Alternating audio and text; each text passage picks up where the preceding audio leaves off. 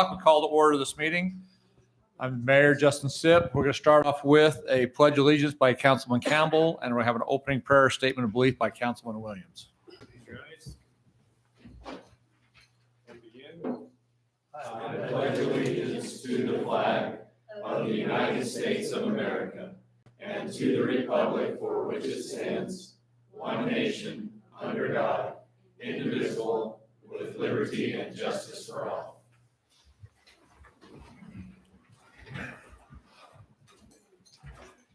Our Heavenly Father, we come to you this beautiful spring evening, ask a blessing on this assembled group of people.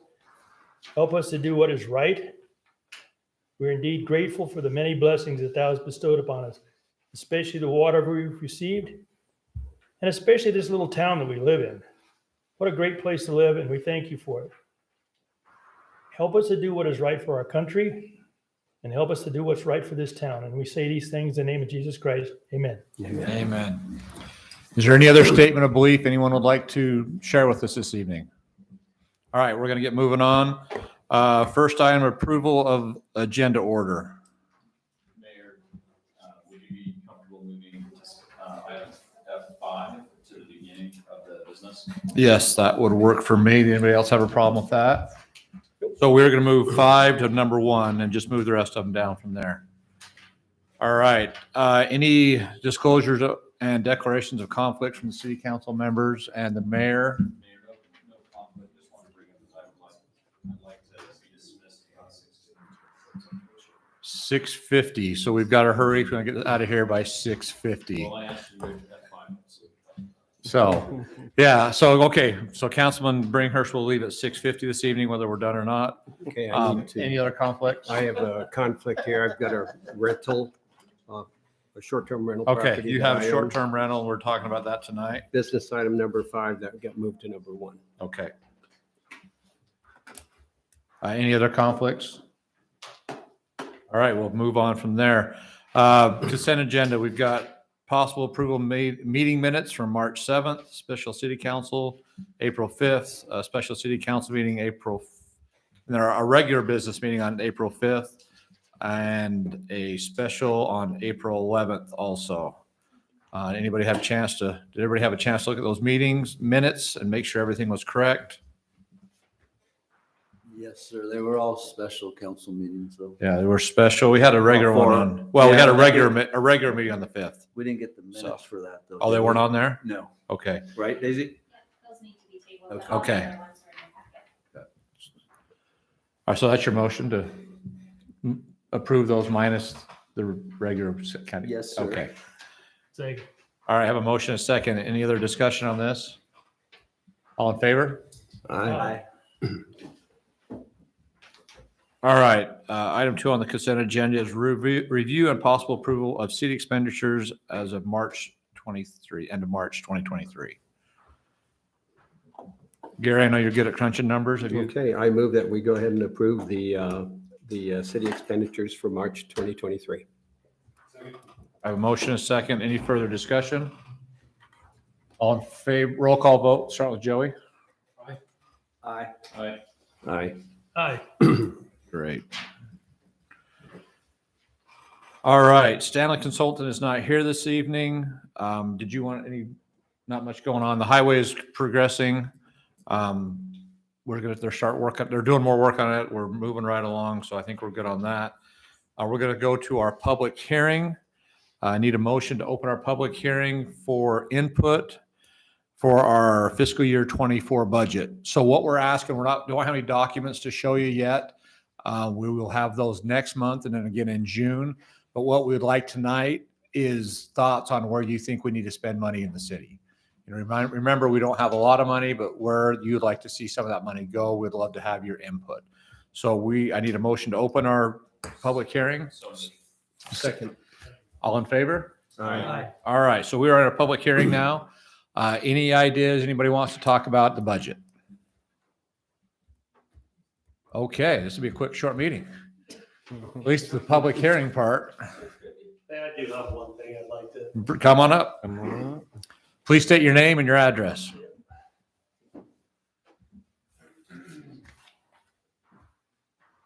Sean Huntsman, 580 East Spring Drive. I've noticed in the last 5 years, we've gotten a ton of side-by-side traffic up Spring Springs Drive. Drive. And I know that if you go up there, you can see how they're really hammering that area up there. There's no toilets, there's no facilities of any kind. I know it's owned by BLM, but it might be, and I don't know how we would go about that. But if we could set up something up there that would make it, a little bit to where it was organized and cleaner, that kind of thing. So if there was a way to do that, that would be something to think about. Mayor said, Yes. just dealing with that comment, that was something Mayor Chamberlain worked a lot on. I don't know if we ever picked that up after that. or- Well, we've talked about it. The county would actually like us to maybe de-annex some of that so they can take over. Something we're working on with the county. And then we need to work on Springs Drive. There's a lot of the road that we don't even own, hasn't been dedicated to us. I've got some more information on that. Okay, so that's something we need to work on. Yeah, we are, but definitely, I would like to see Springs Drive cleaned up. Yeah. Talking about that we've always thought, Mhm. it actually was deeded to the county back in 1945. And I can show you where that city was documented. Perfect. That's good information. 1945. I Okay. I might be a little bit wrong on that. That's close enough, but that's a good place to start. Okay. I'll get it to you. Okay. Give it to Afton. She keeps track of all the good stuff. So. I just want to make this quick. I want to just And you- call to your and who are you? Ray Bentz, 370 West Shangri-La. Temple recommend, no, that's, I just wanted to point out, I know it was approved to do some emergency preparedness. And I just want to call to your attention that we're concerned, many are concerned about the water. So you might want to allocate some money towards doing something for making sure we have water. Perfect.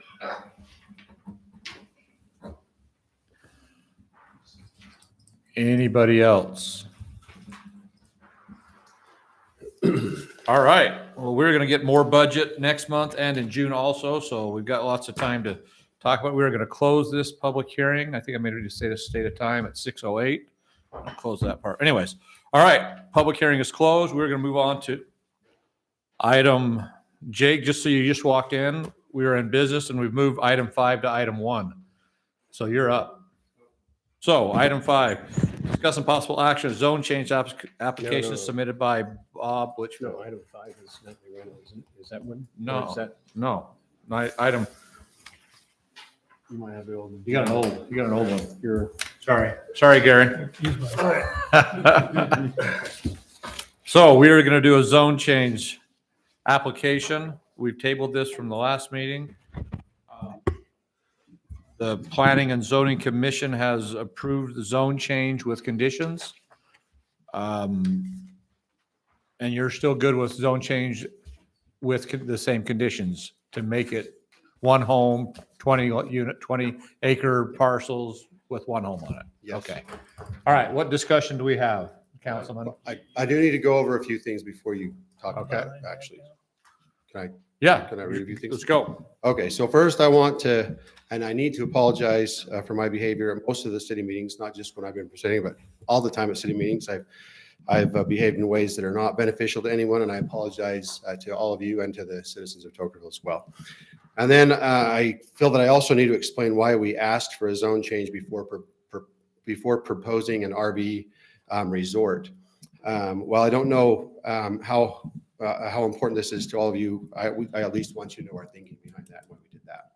So there's at least one interested buyer for the Litchfield property who would like to create an amazing RV resort oasis in that valley. But there are no guarantees that this buyer will actually buy the property. This is who has the actual plan for the RV resort, and they are not the property owners and may not be the property owners. We don't know yet on that. So we can't really present a plan that they don't, so that might not go through. The Litchfields do believe that an RV resort, not a park, an RV resort, is a fantastic use of the property and quite possibly the very best use of the property. Some of the reasons the Litchfields love and want the zoning for an RV resort are, it's one of the very best ways to preserve and even enhance the natural beauty of the valley. It allows the most people to enjoy and share the beauty of the valley. The state and federal governments have the same thought, hence we see state and national parks in areas that have unique areas to preserve. It has tremendous benefits for the city and citizens of Tokerville in creating jobs, bringing in significant amount of tax revenue, as well as preserving the property. Does that all make sense so far? And I thank you guys for listening and understanding. You've been terrific to work with. Moving forward, I need to make sure I understand a couple of questions. So it's my understanding that the city council is the legislative body for the city of Tokerville. Is that accurate? Okay. As the legislative body for the city of Tokerville, it's also my understanding that the city council has the responsibility of land use. Is that also accurate? And so there's a zone that, let's see, as a legislative body for the city of Tokerville, it's my understanding that the city council has the responsibility for land. I asked that, thank you. So if there's a zone change that has the desired use, and the use that the city council believes to be beneficial for a piece of property within the city limits, the city council can zone that property accordingly. Does that make sense? Is that correct? Don't know if I understood the question. So if there is a zone that has a desired use, and the city council believes that that's a beneficial use to the city and its citizens, the city council at that point can zone it that way.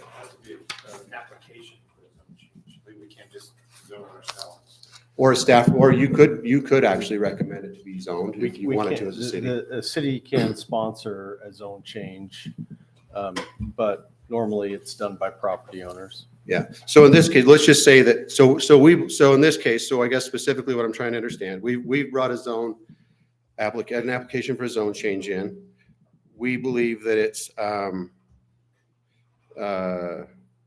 so if there's a zone that has a desired use, so the zone that we brought forth has a desired use for us.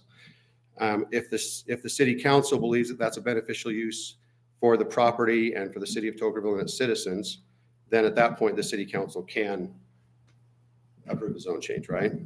Okay. So I just want to make sure I understood all that correctly. So with that understanding, and thanks again for listening and helping me, everyone has been really helpful, and I appreciate that. This is what we're hoping to accomplish tonight. We've applied for a zone change from R120 to MU20 because of the permitted conditional uses allowed in that zone, and specifically because of the conditional RV resort use.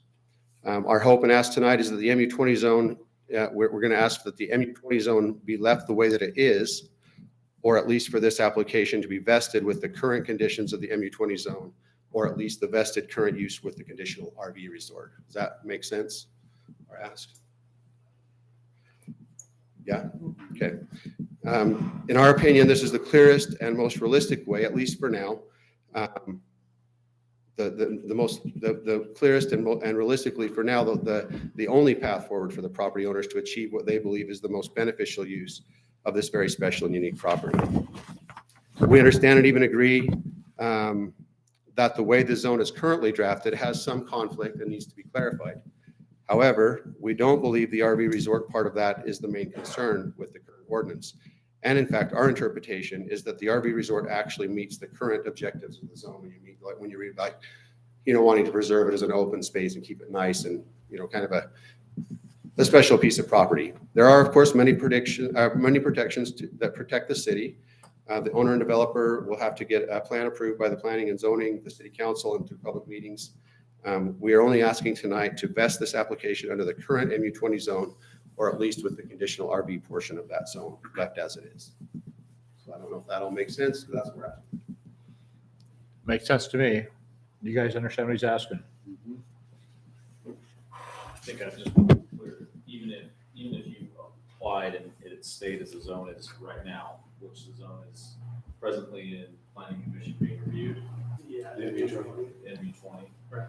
Then we couldn't, I want to make sure that you can't vest rights to a conditional use, right? So because it's listed in there, we can't tell you for sure that you would be able to put an RV park in there without getting a conditional use for that. Correct. Does that make sense? Yes. So we understand we still have to go through the process again, planning and zoning, public hearings, you guys, again, for the conditional use. We just don't want the conditional use removed from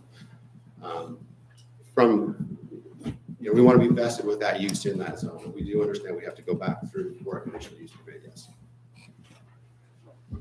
So, about a couple things. First, I know some of the property owners in the area were disappointed that they weren't able, that we didn't have a public hearing at the council level, and that was done at the planning commission. One thing I do want to remind the residents is that we all have city emails, and that we all do read input from you guys if you email us.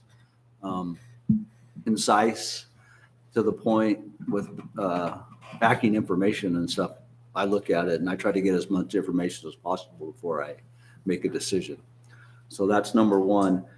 Number two, I appreciate everything you said, Jake. I respectfully disagree, and I know we've had this discussion with council, and the way I see it, the highway commercial zone specifically says recreational vehicle parks. The MU20, it's that whole ambiguous conditional use, the private park or recreational grounds or facilities, or private camp or resort, including accessory or supporting buildings or dwelling complexes which are owned or managed by the recreational facility and under unified control. Nowhere in there does it say an RV park. So I interpret that differently. So however that's worked out between council and everyone else, I look at that differently. I look at that as a private camper resort, a retreat or a lodge or a spa center, or maybe a Girl Scout camp or a Christian camp or something like that. That's the way I interpret that. So, and then also back 3/15, March 15th of 23, the council here got from the planning commission the recreational RV ordinance, the new one. And I know that hasn't gotten in the Tocqueville City Code yet, but we do have it and we did approve it. And in there, it says recreational vehicle resorts. So that's specific also in that it's listing recreational vehicle resorts. So I don't know what our past legislating body intended when they made these zones and stuff prior to me getting on the council, but I don't see that as including what you guys are proposing on an MU20. So that's what I think, Jake. So.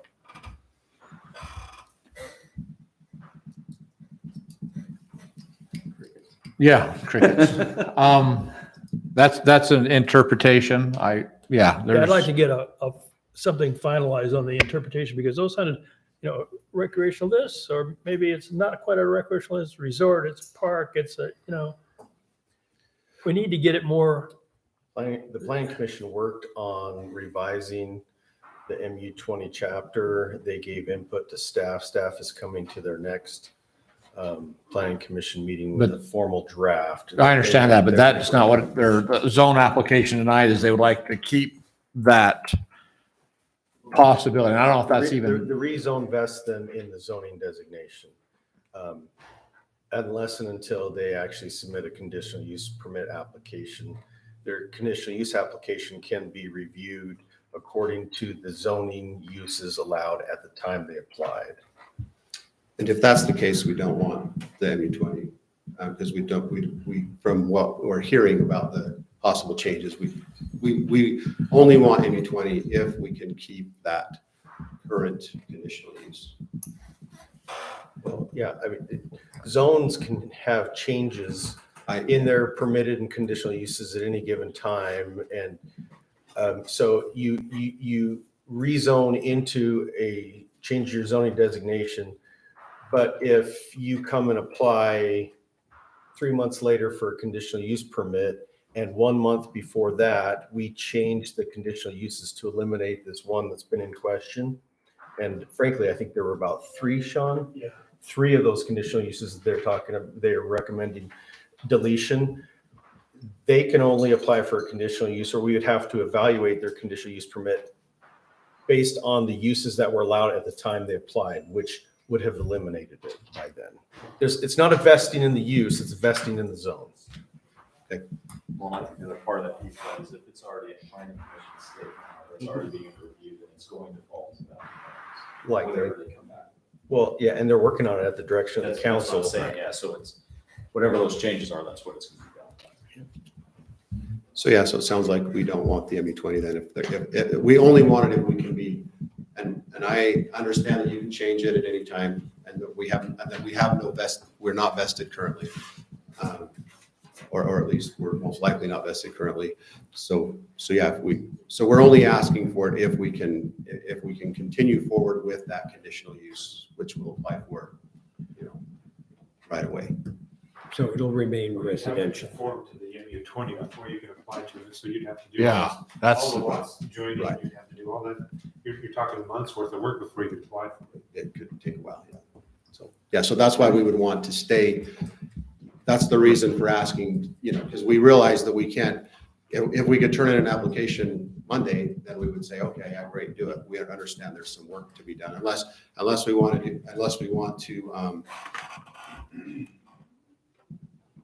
I personally differ on the interpretation of the number of homes that can be built there under that, but that doesn't seem to be, seems like everyone else feels that's accurate. So, that would be one way to enable us to continue forward is to, but oh, you mean just build homes? what's that? You're just talking about just build homes? No, down that you there. can have more than one home He'd have per to 20 tear acres. homes down. Oh, at this yeah, point. right, Because right. then we don't have to rezone or do anything else. Yeah. Then we can just, make everything into 20 acres. Or, Yeah. have at least 20 acres and move forward. It doesn't require surveys. It doesn't require, all the other stuff.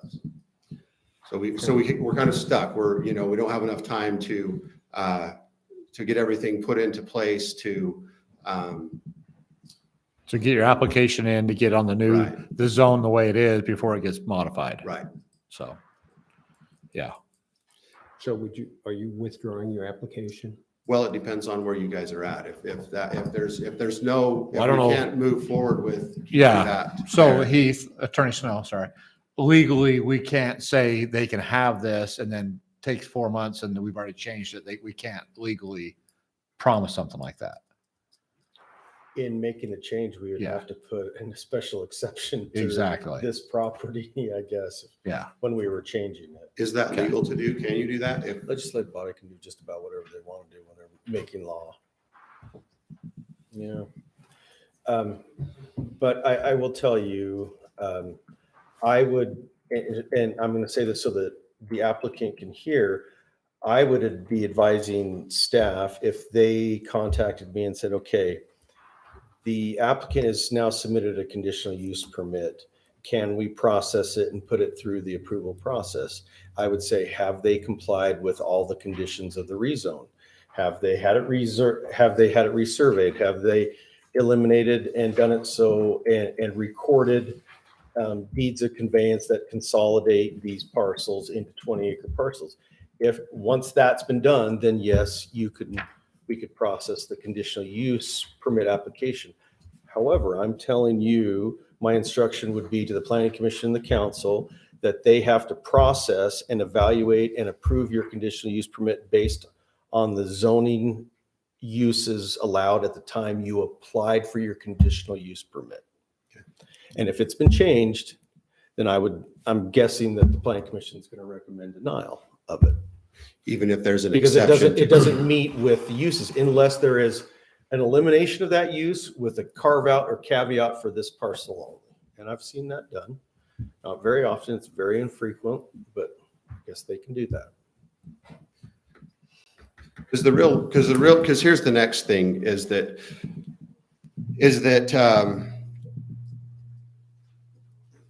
they're doing something, the current, well, the Litchfields and the current, the current person of interest in the property is doing something much,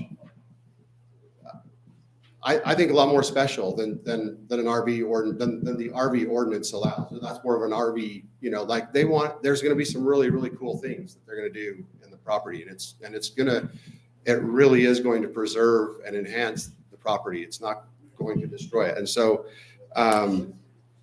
there's really not a path forward at this point if we don't, this is really our only path forward currently. I mean, maybe we can create something in the future, but that's, not created yet. It's going to take a very long time to create it. And we would really like the Litchfields and the current person of interest would really like to move forward, you know, going through the process of seeing, and we realized we still have to go through that process to make sure that, you know, public comment is heard, planning zoning likes it, or approves it, recommends it.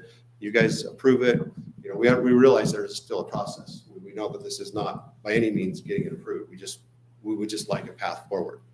So Mayor, I have a couple of things that I think I would like to share. So one of the things that, first of all, so our citizens know, and I like Keith and staff to correct me if I'm incorrect, but when I was at the planning commission, we weren't, the purpose of a zone change, you couldn't, you either fit in the zone or it didn't, right? Like the zoning fit. So when Jake apologizes for not telling us what's going in, it seems like I was at Utah Leagues of Cities and Towns, and they said, look, it doesn't matter what's going in.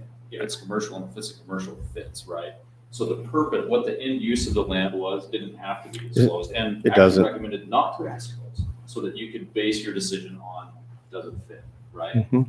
So Jake, when you bring that up, like, I've heard that over and over through my training, being on this council as well, like, you know, not coming forth with what was supposed to go there, or what you're proposing to go there, isn't like hiding it, I don't think.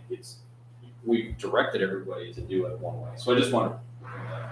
The other thing that I've struggled with this valley is at some point something's going to happen. I'm not telling you whether I'm like, hey, put RV parks down there. There's 100 acres at the current zoning. You can put 200 homes on there, right? Like, take all of the restrictions out of it. You put 200 homes on there. So then you start thinking, well, what is actually the best thing for the valley? How do you preserve the valley and keep it to be a benefit moving forward? I don't know that answer, but this isn't going to go away, is my point. And at some point, we have to decide, you know, how do we handle that? How do the citizens who live down there and are affected by it, what does it look like? Would they rather have 200 homes sitting across the creek? And again, that's an extreme, but if there's 100 acres, times it by 2, you could have 200 homes. Or is it better to find a resort that can fit? It's R120. It's R120 now. So That's right, half that's what I'm acre. saying. So like as a zone right Yeah. now. So then it's like, I guess my point is, no matter what happens tonight, something else is going to come out because Litchfields are going to continue to try to move that property.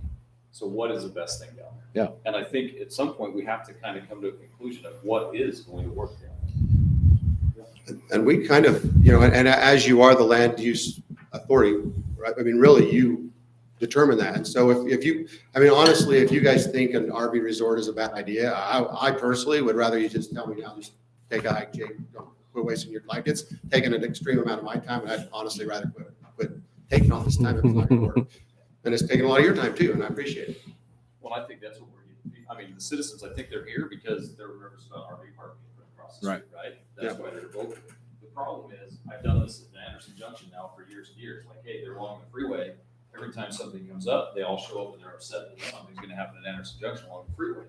And so it's like, how do you actually find what, I kind of feel like no deal is a good deal unless everybody suffers a little bit. But what do you figure out is like what that is? Well, I don't know the answer. I don't live down there. I've enjoyed that valley. I've been blessed to be down in there. It's gorgeous. But I didn't build a house across the creek from it. And so when I read the MU20, and I'm glad it came up in our last meeting, that MU20 zone is very specific. And when I read the purpose of it, definitely the conditions do not account for what the purpose of that zone is. So like, yeah, I could pass this easily to MU20, but I already pointed out, like, we're already working on it because we have a hole. Like, it's not right. So But the question is, like you said, what's going to happen in that valley? Is it going to be 200 homes? Is it going to be, what's it going to be? Is it going to be an RV park? Is it going to be something else? What's going to happen down there? You know, and I'm looking at you guys all live down there. We can't talk about it, but Mayor, your spot, that's my whole Yes, point. Because yeah. anybody who comes in to buy that property is going to want entitlements. Yep. As soon as they know what they can put down there, then they're going to work for it. And so, like, part of the problem with the citizens, they have no idea, right? So they're painting a picture with no color. Right. There's nothing down there. It's like, well, it's going to be nice. It's going to be beautiful. It's going to be different. They have no idea. Well, the developer doesn't want to spend that money until they have entitlements. So it's like this huge mess of not able to give citizens enough information, and a purchaser not able to know, well, do I spend more money? I got to figure out if this works or not. Well, the most important thing about tonight is are we going to zone it MU20 with the conditions? Because I know the same as you. I don't think that an RV park fits in MU20 for sure, Right. for the purpose. So And we could even put like a time limit, like we have, you know, that clause expires in, you know, a year, or nine months or something. You know, we need some time to get the. It takes I mean, time, yeah. Yeah, to get the surveying done and get the, you know, make it a true to the MU20 zone. So we ask for that time, but we realize it should not be an indefinite thing either, you know. But I'm hearing that an RV resort isn't going to fit into an MU20 Unless we in the make, future, unless we unless we make an exception for this piece of property. Okay. So, And that exception is not because of anything other than we've applied. The reason that Right. we applied for it is because it had those, I mean, that's the whole reason we made this application. If it didn't have it in there, we but if, wouldn't have applied. but there's a chance that you have to realize the risk there. And if it goes to MU20, you have multiple Well- houses, you have more houses than needed, but you're gonna have to take a house out of there. You know, Yes. number one. If you have somebody else come in and want to go residential in MU20, that ain't gonna happen either. Right. Because it's not zoned. So at this point in time, I mean, it's like, and not only that, but you've got to look at the number of people we're putting down in that valley and what the fire department expectation is going to be like. And that'll be Well, that'll be taken care of with Yeah. the highway, the bypass. double exits. Well, you got one over the top of the hill. But we do realize that we certainly understand and know The there's, fire department's not an issue. The issue is, and I don't want to be blunt, the issue is, do we put 200 homes down there in the future, or do we actually think about putting an RV park? That's the issue. And I'll just say flat out, do we want an RV park or do we want 200 homes? At this point. Yeah, at this, Unless that's, it- well, that's regardless of what, either this year, next year, 5 years, 10 years. That's what can happen. Well, it could be So, like Councilman Bringhurst said, it could be some other idea that fits under MU20 or something. well, Or- MU20 is, if he, Or the planning commission takes that ambiguous. right? And, So, but that's- and they clarify it and but maybe, that's not the maybe the point. planning commission wants a resort down there that's not Right. an RV. Well, Maybe they want just a resort down there. that's Don't not, know. the point is MU20 is going to change, but Jake's saying if we can't fit it in the MU20, he doesn't want MU20. He wants to know, Right. without us tying us down, if the city would ever approve an RV park or 200 homes. We know 200 homes has already basically been approved. Right? Because it's zoned Mhm. M1, R120. You know what? And You can't mislead any of it. Because you don't Right. even know the usable acreage. To put that in, the Well, FEMA studies, the slopes, right. like, Yeah. like, it doesn't matter. The density could be way larger on an RV park than it can in homes. The reality of what we're doing is we're saying, are we willing to make the motion to give him the entitlements to have an RV park? And I think 3 people have already said no, if I hear it right. I'm not sure. So whether you It- want to pull your application or not, it's got to be completely up to you. But But, I don't know if and, that's clear or and, not, right? Did I say that right? well, I think we've heard no on an RV park in an MU20 zoning. Yes, and that's what Jake is saying. He said, I won't take the MU20 zone. I know that's exactly If- what he's saying. Right. So I'm not, and I'm not pushing one way or the other. I just want people to know there's going to be, something's going to happen down there. You can't, it's private property. We can't not ever develop it. If the developer wants to develop it, they can develop it. So, where do we want to go as a city, as a city council, as people down there? Would you rather have, unless they can come in and do some kind of agreement and get clustering homes, put them in the, smaller, we've done it all over the city. So they could get their 200 homes regardless of where they put them, just make smaller lots and open space and all that. So that's just an easy number. I was just gonna say, Mayor Joe, my only point was like, the picture of, I realize what it is, yeah. FEMA, Phil Right. said, like, Yeah. keep in mind, it's already zoned, that's not anymore.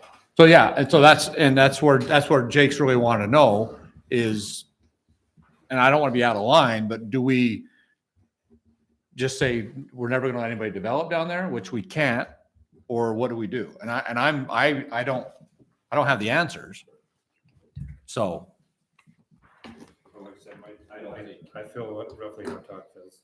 Yeah. I don't think MU20 You're right. Is the right zone application at this time to present to the city council for an RV park I agree. to be put there. Yeah, It that's- doesn't matter what's gonna go down. That's what we gotta decide tonight. and that's- Right, right. That would be my decision. So, Now, so I just want to, so let me ask another question. I need to make, so what, I guess what I'm trying to figure out, You want us to make a vote before you make the vote so that you can decide whether you want to pull your application. no, I do not want MU20 if we can't. The That's what I'm only saying. way I You're- want you're- MU20 is. What you're MU20. asking is us to make a vote for MU20 with the conditional use. And if we can't make the vote prior to actually making the vote, you want to pull your application. No, I don't want to, you can deny it. I don't care if you deny it. If you're not going to give me the thing, deny it. Well, I think that's probably, I think you might get an approval, but not with that stipulation. And then you're gonna. Well, then that's the you're gonna only have way I to- want to, I'm being very clear, the only way I want to prove Yeah, it. and I agree You with can't- what, You can't, but I agree with- you Yeah, can't ask for the Yeah, vote first. yeah. That's what I'm saying. I'm not- That's gonna put a Yeah. denial on that. and I agree that I would have approved MU20 not knowing that it was gonna be an RV park. Because the way I interpret the MU20 and the properties that are around you, around this property is MU20. So. Right? Everything around there. Tell me is that again. MU20. No, I'm not Is it understanding what you're Yes. So, pardon me. I didn't understand what you just So said. what I'm saying is, was Councilman Brinkhurst said, with his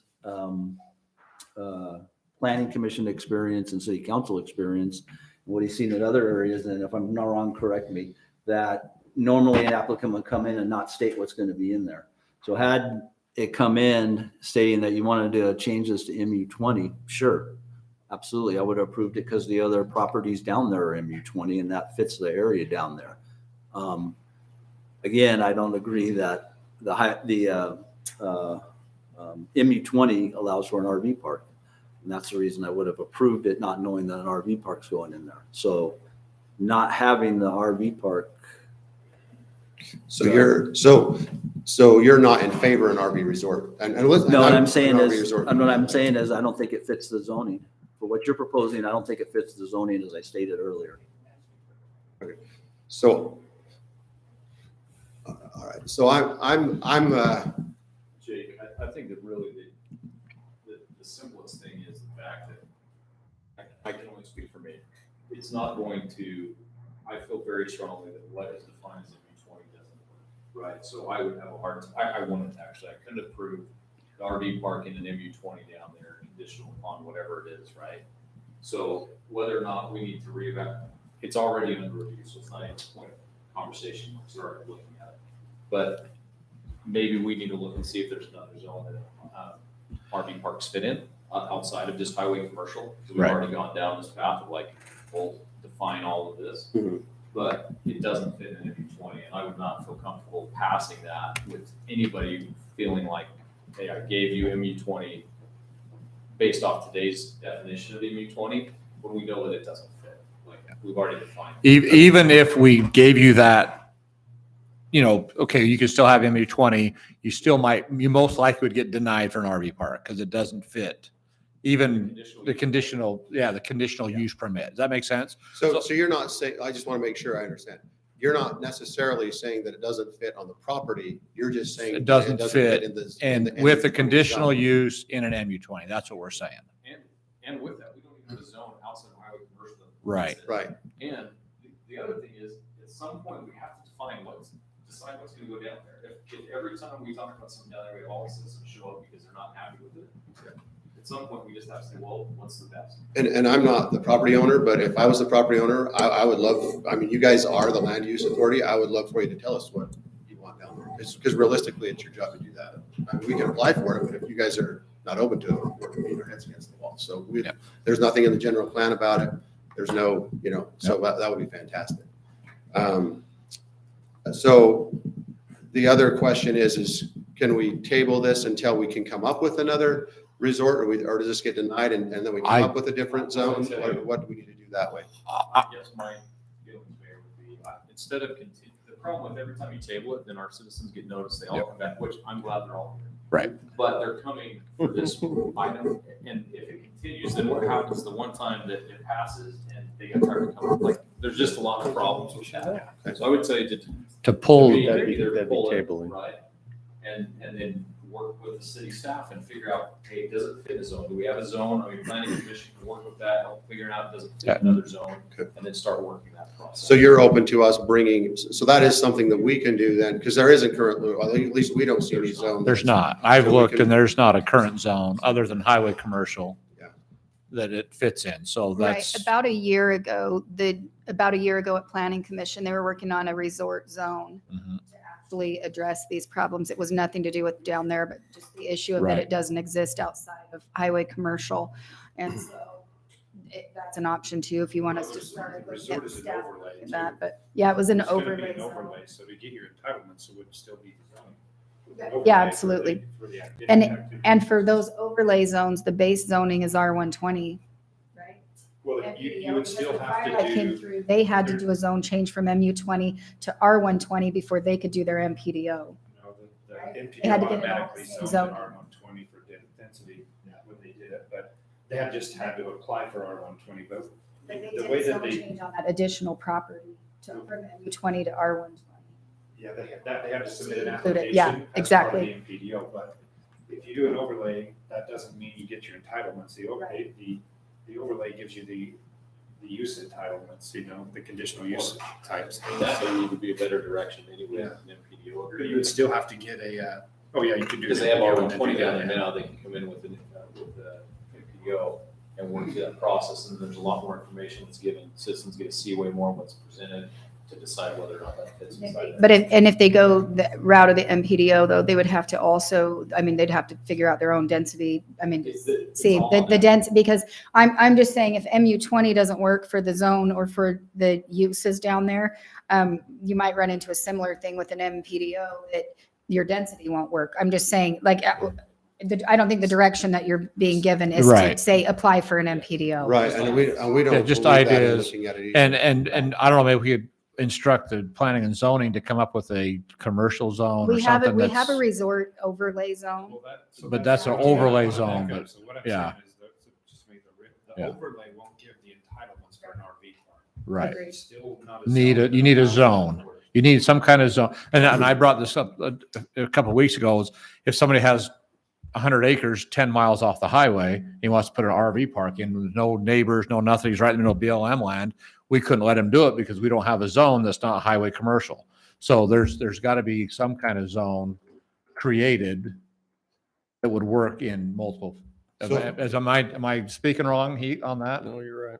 So, So make sure I understand. So we need to come back with what we would like to see in a resort, we'll call it a resort zone, for lack of better words. What we would like to see in a resort zone. Planning Commission looks at it, they make their adjustments to it, it goes through the whole process. If we like it at the end, then we apply for that. Is that correct? It's the whole process. Right, okay. But we bring, somebody has to, we initiate it, right? We're the ones that are gonna initiate it. We bring what we think we would like, and then you guys. yeah, then go legal from and the there. planning and zoning hammer out some kind of zone. Yeah. What would work? Is that, Sean, that's how you guys have been working that? Yeah. Yeah. We actually wanted to see what the general plan came back Mhm. with consensus to see if it was something that the town wanted. Right. So it kind of got put on the. Okay. So, yeah, So you do not want us to vote. No, you can deny it, please. I don't think a denial You would can would just help you. withdraw. Withdrawal is. Then it's not yeah, tabled or Because if denied there's or a anything. denial, isn't there a time period before it can be reconsidered again? If there's a I don't denial? think that- For that, just for that zone. We- It's we- just for the That If it's same easier zone for us to change, withdraw, we yeah. can withdraw. Yeah. 1 year, isn't it? Yeah. if he was coming back for MU20. So that's why Yeah, it's 1 year to apply for the same zone. it might not be in his best interest to have city council vote on anything. No, just withdraw. So we'll withdraw it. Okay, so we're gonna come back to planning and zoning with a resort zone that we'll propose. You guys review, it goes through the process.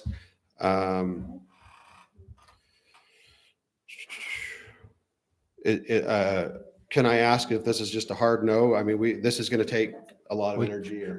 We can't, it's like voting. Okay, so we have to go through. Okay, fair enough. We'll withdraw Yeah. and thank you. Appreciate it. Okay. All right, we're now going to move back up to item F2, which was F1. It is now modifying Tocqueville City Code, Chapter 7 for the cemetery. So on here, couple of things. So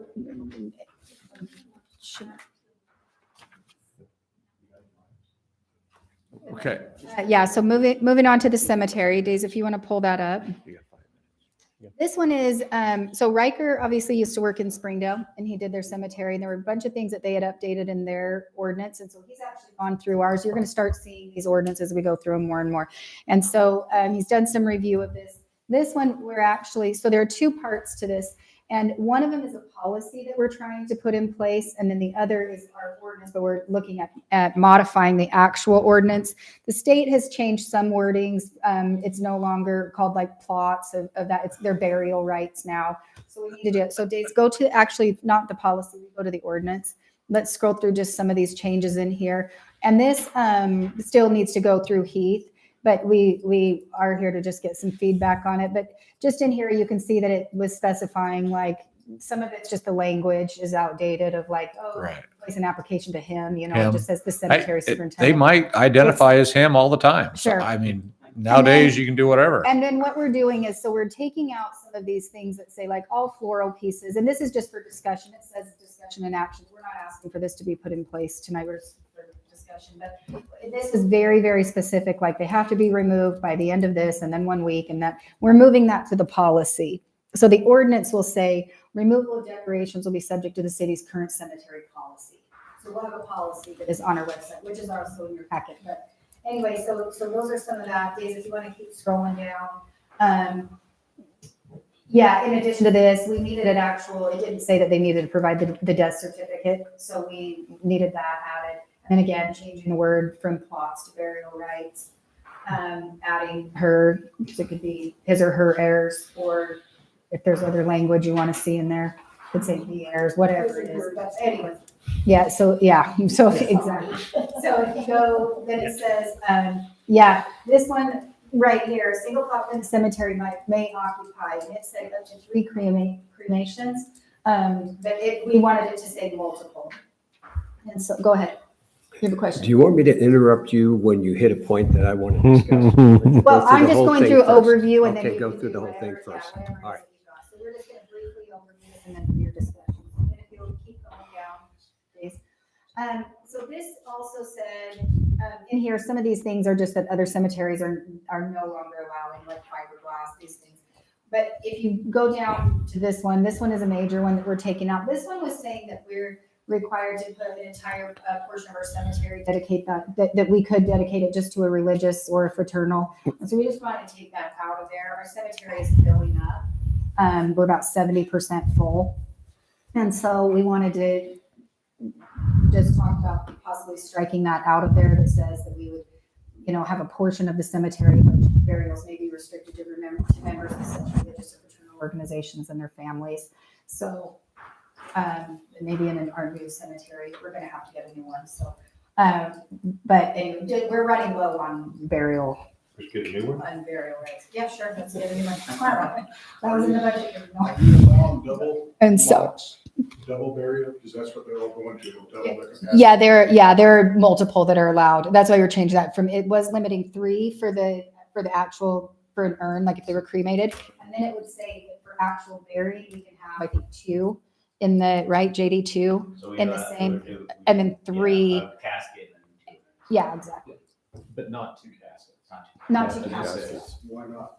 Because I don't know. I just know that that isn't very old with us. We Yeah. just barely did that. I don't even know if we've looked at that.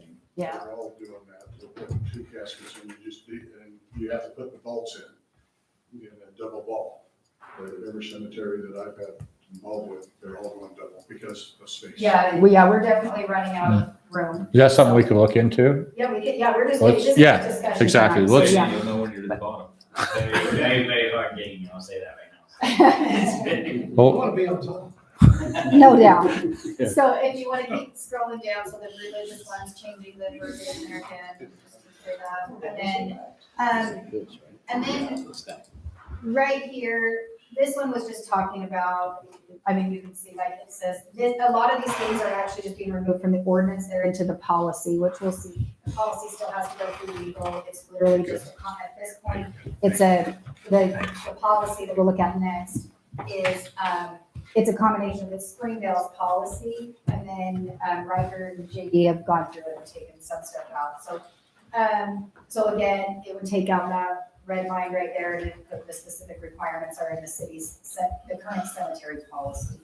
So these, if you keep going down through there, we're right at the end of it. Yeah, again, asking for a death certificate, that was not included in there. And then if you keep going, this is about the end. The next thing, if you want to go back to that policy, and this one, this is one that a policy would change obviously more often, right, than an ordinance. So we're trying to get it so that the ordinance stays in effect, and then the policy can change. If we So need to. real quick, I'm going to interrupt you. The policy. Policy needs to come before city council before change, or is this stuff No, staff does? A policy doesn't need to Okay. come before city council, but this is going to address our fee schedule. and things. Okay. So we're putting it before you. Wait. A policy can change. We have an ordinance where the city council has given the authority to write policy to me as a city manager, and then with obviously signing off by the mayor. But we still, just for transparency, I mean, it's going to affect fee schedules. The fee schedule absolutely has to come back before, Okay. but we still run it through legal, we run it through council just for, I'm not going to pretend that I'm going to know every word that needs to be in this policy, you know? So we still are, so that's why we're bringing it before you. So no, it's a policy, technically it wouldn't have to, but we still do that, so. So let me understand. Mhm. The city council will review the policy, the initial Yes. policy that's written Yes, up. that's Okay. why it's in here right now. All right. So, yeah. Gary, you had questions?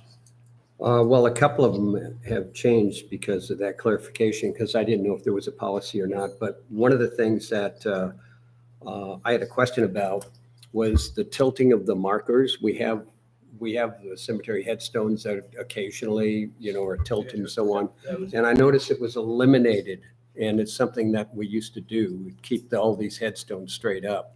So I don't know if that's going to be part of the policy, whether we may or may not be repairing those, but we have the equipment there at the cemetery to do that and make sure that if they're tilting, that we can correct them. So that's just one of the things.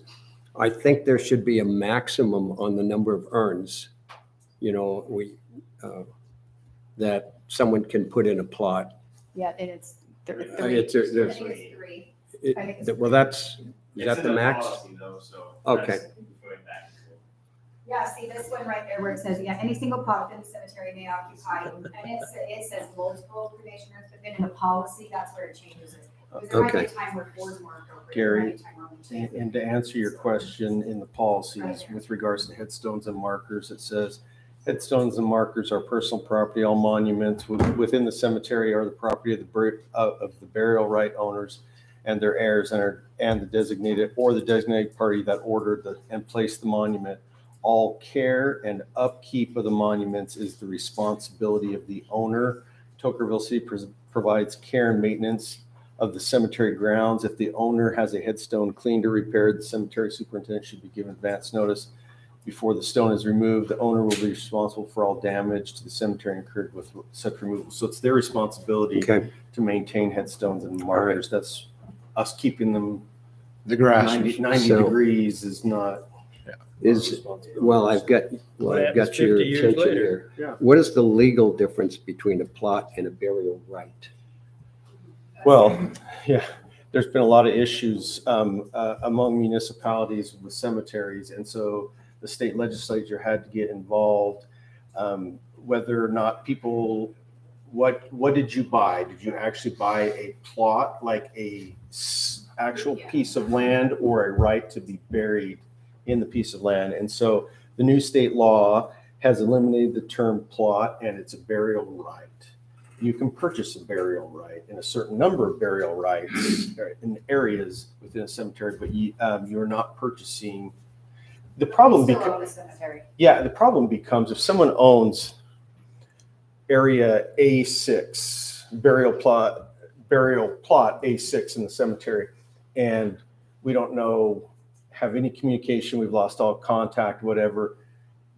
Can we resell that after a certain period of time? Can we use it, or does it have to stay empty? And so that is why, and it's become an issue. People have litigated over it, and whether you can lose your burial plot and stuff like that. So now it is, by state law, it is a burial right. And we're trying to comply with our policies and with our ordinance that what people are purchasing are burial rights in the cemetery. Okay, are they still gonna pick their plot though? Yes, they get to They pick can it. pick a plot. Yeah, they still do all of the Right. same, but it's just that they don't own, You don't own Yeah, fee they're what fee they're simple actually title doing to is- the, Okay, to the to the land. little square of land where you're buried. You have a right to use. You have a right to use. And so Thank you. down here, yeah, so this is where we said, we took out from the ordinance where it said, hey, you're gonna remove all of your flowers at this time and whatever, so this is that. And the residents, when they come and they get their, I mean, they come and buy, you know, when they come and put in their applications and things, they'll get the policy, they'll know Okay. this stuff too. All right, So we'll have a I'm section done. on our website. I give up. That's it? Check I'm it out. done. Yeah, I just have one thing. In several months ago, we discussed the possibility of a columbarium at the one end of the cemetery or the other. Do you know if we're still planning on doing that? Because you can put an awful lot of urns in a columbarium instead of putting them in the ground. Yeah, that was something that we were working out, that we were working with Wasatch Builders Yep. on that, and so. Well, that's- yeah, we presented that to them as something they might want to do. But even before that, we were talking about it. Yeah. Yeah, 2 years ago. Yeah, when they were talking about it years ago, though, they were thinking that possibly they could buy that triangle piece. Yeah, out on of the there, south out on end. the Point. Yeah. And now that that's obviously been purchased, that's not. It'd still be a good idea. Yeah, it's still a great idea, and we're still trying to work with Wasatch Builders, but there's nothing in writing that says that. Okay. So Yeah, we'll see the corrections. We'll see this again in a couple weeks. yeah, this is just, and so if you've got, yeah, you'll see it again at the next council meeting. No, no, this isn't. It's not land this isn't use. It's not It's not land use. This is land use. And so, yeah, so you can take a look at it and see if you guys have any. It kind of is, but it's not. Right? Yeah, this is a use for that land, but it is not, but yeah. There's So, a clean version in there, so if we don't even, Yeah. I think it's pretty. I mean, You yeah, you can look at, but we still want Heath's review of it too. This Okay. is just for Okay. discussion, so. And it's also for discussion because we're gonna lead into the next item on the agenda is Yes. actually to address the fee schedule, so we wanted to give you a briefing of this. Okay, so we're gonna, are we good moving on to item 2? Table. Yeah. Move it. Okay, I'll move to table it. Business item F2. Second. we have a motion, a second. Any more discussion? All in favor? Aye. All right, item 2 has been tabled. We're gonna move to item 3. Resolution 2023 Uniform Fee Schedule to update seminary fees, commercial culinary water fees, and building culinary connection fees. Yeah, so when we're looking at these, we'll just start at the top and go down. Our rates were lower than low. I mean, they're. Like, almost- yeah, Yeah, most things I mean, here. I think there's what, maybe one other municipality that was around here that One was. other municipality below us. But- Okay. So for one, we need to, yeah, we needed to raise the rates to even pay for what we're supposed to be doing out there, maintaining and things like that. Real, non-resident is less money than a resident? And Am I looking at that? Those are the hours for doing, so we didn't, so, okay, so see for the weekday burial right there, at the top, we were charging 400 for a resident, we didn't have. Oh, okay, that I see. resident fee. Okay, So okay. now it costs you more to be buried here. if you're There not we, a that makes sense. The next was for the fees for Weekend. being buried on the weekends, for burials on the weekends. So those are the proposed, those are in line with what the other cemeteries are charging. They're not, price gouging by any means or that, but they're also to maintain what we're doing, paying staff. We pay, they obviously get paid overtime to go do these on the weekends. So these are just in line with what the others are doing. So those are the cemetery fees. And then Days, if you want to scroll down. So next up, this is our commercial culinary water. This has not existed on our fee schedule, but we're starting to obviously have commercial, so we needed to just establish these rates. And we've gone through, we did a ton of work on looking at this and seeing obviously what other municipalities are doing. We've met with Hurricane, we've met with Virgin, we've gone through the water district and asked them their opinions of these, and they seem to be comparable, obviously, with what the others are doing. It's 55 for our normal culinary water-based rate. So commercial starts at $100 a month for you to have a culinary water, a commercial culinary water connection. And then those would be the tiered rates based on their gallons. So, and then days, if you want to scroll down, I'll just give you the feedback. This other one right here, we're just moving this one from, this one was under, it's a water connection fee. But so if you, when you apply for your building permit and you get your water meter, that's $500, but it was up under just the water. It's up, yeah, it was up under the water on utilities, and we need to move it to days. Yeah, we need to move it right here under building permits. So we're just relocating that on the fee schedule to the right place. Question I had after on that is, you've got a number for a 6-inch culinary water size. We're gonna, and I'll tell you that one in just one second. Are we tiering, 500 is for a 3/4 inch residential Yeah, connection? so far it's for the 3/4. And so this is what we were saying. So on here, that culinary water meter was just your normal, if you're gonna build a house, right? And you pull your building permit, then you have that water meter. But it was up under the utilities, so we wanna move that regular, keep it the same. That's what it is to get your meter, right? It pays for the meter, and it pays for JD's time or Public Works to go out and install it. And so then what we also had on here, though, was this water meter installation fee that was the $150. When we were doing that, that was before we started, now that we're doing Badger meters, that was when we were trying to get, when somebody's meter would fail, we would go get one from Scholzens and put it in the ground, right? But then we would have to come back and take out that meter and put in it when the new ones came in. So we just need to eliminate the 150. It's irrelevant. It's not something we do. We're just putting in water meters now. We don't have to take them out and do a temporary or that. We're just doing the water installation. So that 150 needs to come off. On the 6-inch, Keith, just talking about what you're talking about, yes, this is why we have the fee schedule up here. We need a little bit of feedback on this, because the culinary water meter that's going in right there is now 3/4 for just a house. But we also have people requesting 1-inch meters, and we now have people requesting 6-inch meters. Well, what, you could have I'm wondering if we need Ty to. left. I was gonna ask Ty that. I mean, you could Well- have meters of JD, All of them. all different And that's what sizes. we're- And that's, I'm wondering if we should, mark that as a 3/4 inch meter and then go to a 1 and Yeah, a 2. and and- that's what and- I wondered if there yeah. might be, And in the so- yellow part, there might be A 3 or list. 4 different culinary water meter installation fees based on size. And that was the plan, is that as these come up and people start requesting them, because what we want to do is see what the actual cost is before we add those to the. Right. schedule. So we'll add the 3/4 to. the- Yeah, let's put 3/4 on that so And everybody then knows. The 6-inch Yeah. one, we actually are gonna round that number. It's up there, the exact number, but Right. we're anticipating that we're gonna round that. Round it up. Yeah, we'll probably round, obviously, because, for shipping and things like that. We'll probably actually round it to, whatever, 54, 50. 50, 55. I know So- another thing too, just on the 6-inch lines, almost all the cities are starting to break away from a 6-inch line and do 2-inch feeders, whether even it's 2-inch feeders for like 3 2-inch feeders for one building, split in 3, so they don't kill a whole The whole apartment part, yeah. complex. That's what, I know St. George City's doing that right now. They're not allowing you to do more than so many units on one meter. Yeah, So. and so what we have for this one, so this one is specific on here because we Yeah. actually have. an Yeah, we applicant have- that's doing For a private water For a system. private Yeah. water system, and we don't have a way to actually charge them for the meter at this point because it's not on our fee schedule. Should So- match an irrigation. It's, so this is, so up here, this doesn't have. TSWS.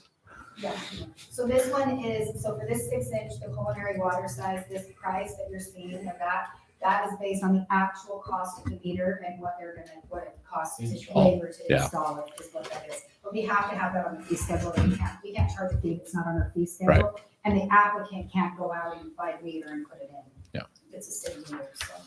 Okay. That's where we are. Was there anything else on this? No, that's it. Okay. Did you look at other cities' price for that 6-inch meter? Yeah. We looked at Hurricane and then you looked at. You're looking for a motion. And then you called it. I'm just, Yeah, Joe is still cost. discussing it. So, okay. Okay. Yeah. Yeah. So JD did look at other cities and checked on the price. So we're in line with that. Any other discussion on this? Fee schedule for all this stuff? I'm looking for a motion. So maybe, We're gonna we're tabling this? Sorry. No, not this one. There's no reason to table this one unless you want to table it, Joey. Anybody want to second that one? Okay, motion dies. I'm looking for a motion. I motion that we go ahead and approve business item number 2 related. Number 3 to, now. 3, uniform fee schedule. I'll second that. All right. We have a motion and a second. We're at 6. Any other discussion on this item? All right, all in favor? Aye. All right, item number 4, discussing possible action ordinance 2023, modifying Tocqueville City Code, Title 10, Chapter 17, Article 3, nightly rental ordinance. Okay, planning and zoning has spent some time here. Riker, you want to give them the? Yeah, Riker. So this red line you see before you is the draft that staff and planning commission came up with. Some of the main changes here is the elimination of the owner residency section, and some alterations to an addition of a spacing requirement, the addition of a cap on the total number of night rentals allowed in the city, as well as there was some specification on the number of parking spaces required. I don't know, Sean, if there's any other items you'd like to. Sean, the only one thing I can remember that as I was looking at this, Riker, right at the end, the planning commission requested that the cap apply to 5% of the water connections, not including connections to dwellings within an MPDO zone. And we were going to include that in the MPDO nightly rental ordinance, Oh, that yes, if they decided to opt to do a nightly rental. Okay. Those culinary I connections. do within have that one thing I'd development. like to add to that, though. As somebody's looking through, or they're on the permit, waiting for permit, and they see a development go in and they say, hey, there's 40 or 3,400 new homes came in. Why am I not getting another permit? So it seems to me like we ought to add it maybe into this In ordinance both. as well, so they know if the MPDO didn't or is choosing to do a nightly rental development, that they don't add, just to clear up some confusion for the residents. Yeah, I've got no problems with doing belt and suspenders, putting it in both places.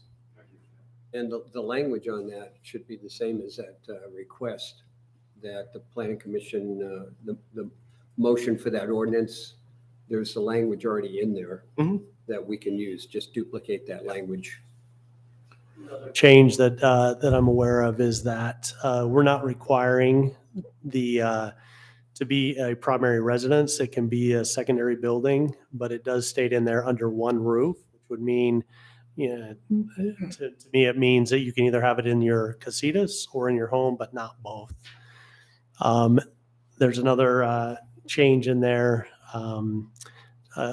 only allowing one ownership. So if a family can only own one in town versus the 2 that we have now.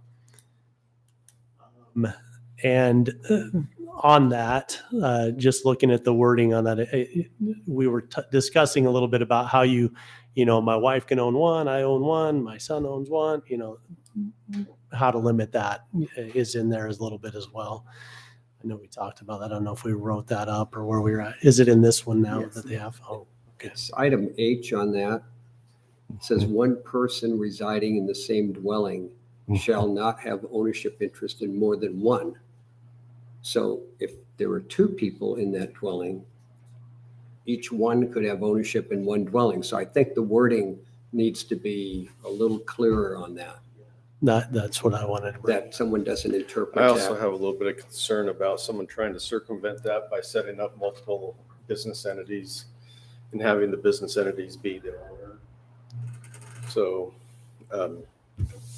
It does say shall have an ownership interest in more than one. So yeah. ownership interest might be But I did, but when we did start talking about different family members owning multiple, or one each or that kind of a thing. I don't know if that's the right way to say that. One person. I think that, pardon me? Where's the wording in the motion there? I'm just looking for the wording you want to use for that. That's on letter H. No, he's talking about the MPDO. Oh, that's on, it's in the business items. There's under PC motion on ordinance 2023. You want to use in situations where developer and an MPDO like to have a nightly rental overlay in a commercial zone, they are prohibited from having nightly rentals throughout the residential area. Is that the wording you want to put? Yeah, is that the wording? Yeah. Do you need to enhance that? I think we should maybe spell it out just a little bit. Well, easier, just to say- what the plan commission's gist was that if a developer of an MPDO decides that it wants to do a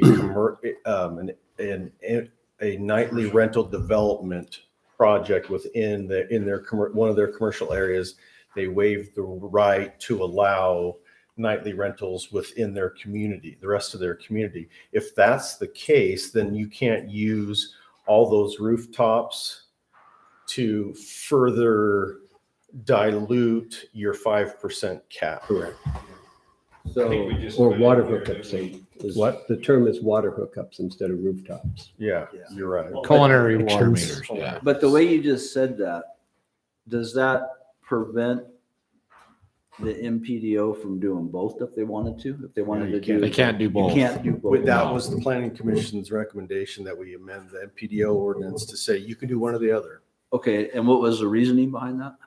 Just so that if they, I'm just We're asking. giving them all their ERUs in the commercial development. Basically, Okay. we're allowing all these nightly rentals, but you can do it. Go Okay. ahead and clump them into one. but Okay. Don't count them, don't put all them ERUs downtown Tokerville.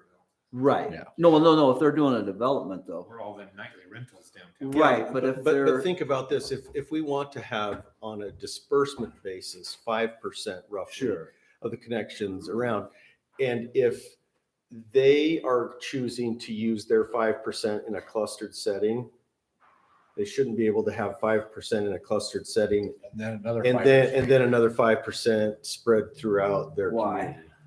So hold on. Now they're 10%. So we got like. Then- let's just then say they've the double old town of dipped. Tokerville, right? Well, And let's say that MPDO comes in and they put 4,000 homes. What's the new percent? Then you add 5%. for example, let's take Firelight. Yeah. So Firelight has 3,400 homes, right? Yep. And then we denied their.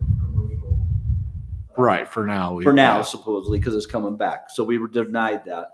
But why wouldn't, somebody explain to me, why wouldn't you give them 5% in the commercial and then 5% So if they let- wanted to? let me in try their- to- In their It's 3,400 just- homes. It's just how to count how many we get throughout the city. Yeah. we were told in our discussion that Firelight was choosing not to allow them in their, Okay, in well, their. let's just say hypothetical then, rather than picking on Firelight. Let's just say a development's gonna do. I'll try to Okay. explain that. Okay. So if they chose not to, and we said culinary connections and all 1,700 or 3,400 permits, 5% of that, 170 Right, would be placed in this area. right. The comment was brought up, well, what if an MPDO does want to allow their people to have nightly rentals in the residential spot? Right. Then Be able to have a clustered nightly rental development overlay.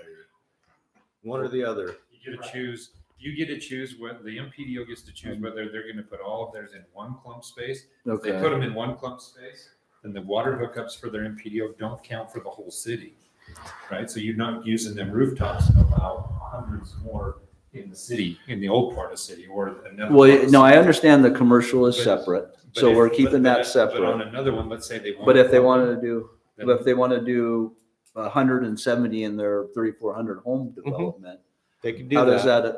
So the that puts concern- in the whole pool Yeah. of the city. So the Yeah. whole concern was that what this would do is allow nightly rentals in Tokerville are going to be limited to 5% of our culinary water connections. Correct. So the question was, so let's say, and like you said, not to pick on Firelight, but just they're a big development that people are aware of. So what would happen is right now we've got 721 connections. Right. So we're going to have, less than 40 Right. available. Right. And then people will have to go on a waiting list. the question was brought up, well, if Firelight comes in here and builds 1,000 homes right off the bat, right? That 5% just, we went from having 40 of these throughout the city to now 90. we could have Okay. 90. I understand And that. so that was where this discussion started. Right, We but if- also know that they are prohibiting in their. Well, no, I understand that too, because that's going to bring up my next point. So why are we, let's say that 300 or 3,400 development allows Mhm. nightly rental. So that 170. adds another 170 to our total. Mhm. Okay, I don't see the problem with that, but that brings up my next point is right now Cholla and TRE have HOA CCRs that prohibit nightly rentals. So our actual number is actually less because we're including those in you're including those in the water hookup. The CCNRs So- don't affect the city's thing. Well, I understand that, but it does affect the city because they're not allowed to have them up Well, there. and the intent was, so if you think about it, if Firelight puts in even 1,000 homes out there, Okay, right? Let's say. And Firelight doing their own, like you're saying, like, hey, we don't even allow these in ours. Well, if Firelight doesn't allow those, they're only going to allow theirs in a commercial, right? But all of these other people can still go out and they're not going to allow them in their neighborhood, but all of these other people could go get one Okay, just so what I'm downtown. saying is we should. Every other citizen outside of Firelight could end Okay. up with 4 or So 5 I know our citizens nightly are concerned rentals. with having all the nightly rentals right next to right them. in the center of town. But then why are we adding more to the center of town by including That's what TRE? Why are we including that, including TRE and We're Cholla? taking them out of the city. We're saying if you don't. We're not.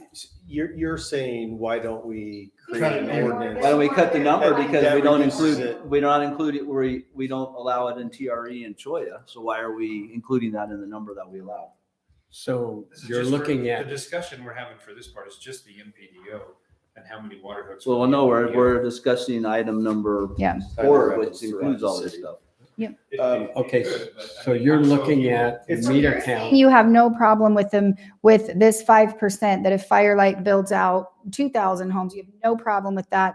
And even if they're going to exclude them in their neighborhood, No, that they that's could not come what I'm to the saying. city. That's not what I'm saying. He's saying the No. 5% cap should be water connections minus MPDOs that. And CCRs. And CCRs and- prohibit. and CCR. And or Thank you. any development that has CCNRs that prohibit it. Correct. That should That's be what I'm saying. deducted Well, from because the we, the available reason why Yes. that's water. difficult is we can't Yes. control what the HOA That's what I'm saying. doesn't. Who's going to run around calling the HOA to see what their CCNRs say? They could change their What if you CCNR. changed your CCNRs tomorrow? How would Well, we? then we can add them then. Connection. Well, if they allow it in there, then we have the number, just like we would if we had a development. It would What's be the problem? defined. The reason as- it's based off of culinary water connections is because that's something the city has control over. We don't have control over what your CCNRs. Well, you just gave me the example that We if have this- control if they over deny granting it. a nightly rental development. Correct. And that's where we're telling a developer in a nightly rental development, you can have one or the other. And if you take a clustered development, then you can't have it throughout your community. Your choice. And if it's not throughout your community, then it doesn't count against our rental cap. Yeah, because the intent of the planning commission, and correct me if I'm wrong, Sean, but Yep. the intent of the planning commission was really to look at residential neighborhoods and try to figure out how to keep residential neighborhoods. That really is what the whole thing is about, I is agree with limiting that. how many nightly rentals and the tourists that we bring into our town and all of that. It's really what's. I agree with all that stuff and the work that you guys done on, that you guys have done on it. These are just questions that I have. Yeah. Why So are what we Todd is doing that? getting to is definition basically in eligible water connection. Yeah. Yeah, there you If go. it's an eligible water connection, it's those that are eligible to have Yeah. nightly rentals in those areas. Yeah, thank So- you. So, So if it's not allowed in their division or their development, it shouldn't be counted as your 5%. as an That's, eligible, that's what I'm saying. yeah. That's just the rule you put in. Yeah. That's what we're putting in. We're just. That is trying to what get we- the So verbiage, 'cause that's- I want to just put like a 2-sentence thing that says, in this one, that says that if. 5% of eligible water. Eligible connection. water. You have to So- define- an so the eligible water question- Connection is. It's not just like Firelight or development. He's talking about like CCNRs and HOAs. So, I think that's our tracking nightmare for the city to figure out. That's what I'm saying. How would we know that? How would we know that? When we go to issue? Well, we're not enforcing their CCNRs. Right. But we're just saying, in Responsible order for for us to the count them towards the cap, you've got to, we've got to decipher each time a development has Is a prohibition. and not even just that, it's every time that someone applies for a permit, the city is going to have to run around and check to make sure everybody's CCNRs didn't change to make the connection different. Right now, if somebody were to put in a permit and say, hey, Planning Commission recommended a 5% cap, right? Based on culinary water connections. So we know that's going to come out based on how many are doing this. We're going to have roughly 40 of these just for rounding, right? We're going to have 40. Right now, if somebody comes in and wants to apply for a permit and we know that we've got 40, right? They go on a waiting list till maybe somebody doesn't renew theirs. They don't do that. And then we can put this person over here. Right now, we say, hey, Ruth, how many culinary water connections do we have? And that's the number. So we know. If it goes with this, like we're going to exclude based on this community doesn't and what is ineligible, we are going to have to go verify with every single community what CCNRs they have in place at that time to try to calculate what 5% of what. What we're saying is the culinary water connections is yes, they change, but for the most part, it's a pretty static. I mean, it's set and it's something the city can verify. So I agree with you. Like there should be maybe some areas that are excluded that are ineligible. I just don't think that it needs to be based on CCNRs of an individual community. I think right now It's too hard for the city right now can't you have verify two that. sheets that you're tracking on. You have, current hookups and then you have Firelight hookups, right? So if Firelight starts adding them, and kind of elected to do their commercial, none of their ERUs or none of their hookups are counting to the 5%. Right. So right now you have a pretty simple thing, and if a third one comes online, So then you it's, have 3 sheets you're tracking. so it's simplicity we're talking about because it's too much work for the city A staff lot is of, what you're a telling me. lot of, It's not I'm even just being- practical. I'm Well, no, let's Trying to put be it in- practical. Let's put it into real perspective. It's not We're even talking about practical. 40 nightly 40. rentals right now. right. So do we want to put that much more paperwork and tracking on CCNRs for 40? So again, you're telling me it's too much work for the staff. I wouldn't pay my. It's just not even, it's not efficient. It's not effective. It'll cost taxpayers a bunch of money to do something really well that they don't need to do at all. That's what I'm saying. Spend it Well, in Pick a if number. we're concerned with property rights, and I know we keep talking about property rights on both sides, the neighbors and the people that want to have nightly rentals, the city staff has to do their work. And they do a great job, but So maybe what we should do then is we should have all the HOAs go back to and do and have them turn in once a month. How many, what they're doing?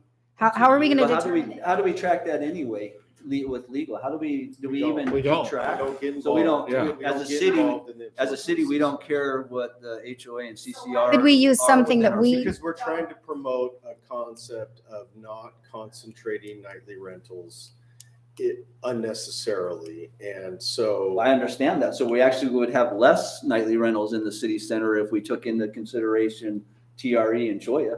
I would If we're agree. trying I not would to agree. concentrate them in the At the city. expense of how much work and effort is. Yeah, But it's not even that. What I'm saying is the city does not go to your HOA Yeah, meetings. we don't have a. So we mechanism. don't know when you're eligible or when you're not. Our 5% would be based on something that a private HOA is trying to put in place that we have no say over. We don't have a real That would mechanism. give our to power track it. of the city of It's limiting these Sort of things going to an HOA. and That calling doesn't up, make sense. finding who the president Well, of each HOA Okay, is, well, calling them. let me taking read it your CCNRs. another direction, a part of the ordinance says you have to notify your residents on 300 feet on either side of it. Mhm. So if somebody in TRE or Choya tries to come up with a nightly rental, then hopefully one of the residents is going to come down here and say, no, you guys can't approve that because we have a CCNR and HOA that doesn't allow that. That was a question I asked you before and you said yes, correct? Okay, so I mean, it seems to me that, and how many houses are in Choya? I know Tyler, but what is it, about 50? I think there's about 65 in TRE, not counting Mesa View. So that reduces it by how much? That takes out almost 100. 5, 6, takes out about 6. That takes up, yeah.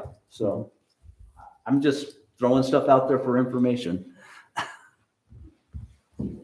For Well, for and- consideration, because we're discussing. So, and to get back to consideration, city council doesn't have to keep the 5%. Absolutely. You can say 6%, you can say 4%.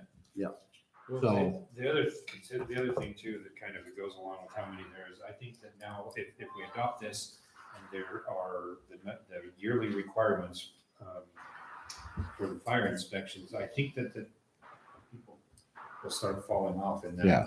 I think the people that aren't using them are gonna just start falling off. They're not gonna schedule their inspections. They're not gonna redo it. They're not gonna. So I think that's a way that it'll keep the nightly rentals revolving in the city. So. Can we agree? But I would like to put the verbiage, I would like to, like, instead of just jumping over everywhere, let's figure out the verbiage we're gonna put in there. And if we want that verbiage in here, then let's move to the next item, because that's what I did on planning commission, instead of jumping everywhere, let's just finish one task and. So the verbiage you want to put in is I would just For like the something. MPDO you're talking about? any MPDO does not count as, An MPDO that elects to do a commercial development shall not receive, or the city shall not count them ERUs. as a percent. Eligible Yeah, eligible, That's eligible. Right, Yeah. because that's the whole point of Just- keeping it away from the HOA situation, and keeping it with an MPDO. MPDOs are governed by ordinance, by the laws of the city. So you can control that for an MPDO to limit those, to say, if you have these out here, you cannot have these here. That's controlled by an ordinance. An HOA is not controlled by ordinance. That's why so to say like, oh, it's just, oh, if the staff doesn't want to do work, it's not. I would like to clarify that. We do lots of things every single day that require an insane amount of work. So it is not a desire to get out of work. That part I would like to clarify. I said adding And, more work. right, and second of all, but outside of that, that is why the MPDO, limiting with that is an actual ordinance within the city. HOAs are not an ordinance. You as city council have control of, I understand. an ordinance. I understand all that. Okay. So what you're saying and what you're saying is that if you come in with an MPDO for take Firelight, for instance, you have to choose one or the other. Yeah, so that their ERUs are equally distributed over the whole city, instead of forcing all them ERUs on one. Well, it it's- also it's not doesn't gonna- allow, it I doesn't don't- allow a developer of an MPDO to double dip Yeah, too, exactly. by putting nightly rentals in there in a commercial area and then allowing it to be interspersed throughout their neighborhoods. They too. would end up, Yeah, they would What's end wrong up, with- what's wrong with Well, that? that would be if they you would could, have 10% then instead of 5%. yeah. Or if the new Okay. nightly rental ordinance See. says 6 or 7 or whatever it is, you So- could have So even 7 though in it's the, gonna in the be in a commercial commercial, zone we're- and then we're- 5 throughout the rest. So essentially what we're doing then is we're combining a commercial zone nightly rental and a residential nightly rental. Both, if For- they're both in an if MPDO. they're both in an, so that's essentially what we're doing. And so they would Okay. double it to 10% instead of Okay, 5. so, Okay. so we're concerned with that. Yes. I still don't, That's one of the okay, reasons. I understand that. I still don't see how that's gonna add more to the city center, because you're adding it, It's not. it's Well, not. if they elect not to do it in a cluster, then that 5% can be used throughout the whole city. And Yeah, but their- that's and if their they- new project. That's if they decide not to do it. That's right. That's right. But Yeah. if we're not doing it, then it's gonna be eliminated anyway. So If they're not, if they choose not to do it, I mean, we're A gonna know that commercial when they center. come in. right. And they do the application. We're gonna know when they come in with the They're gonna application, pick which one they want to do. or both. They can't do Can't do both. They can't do Okay. it. All right.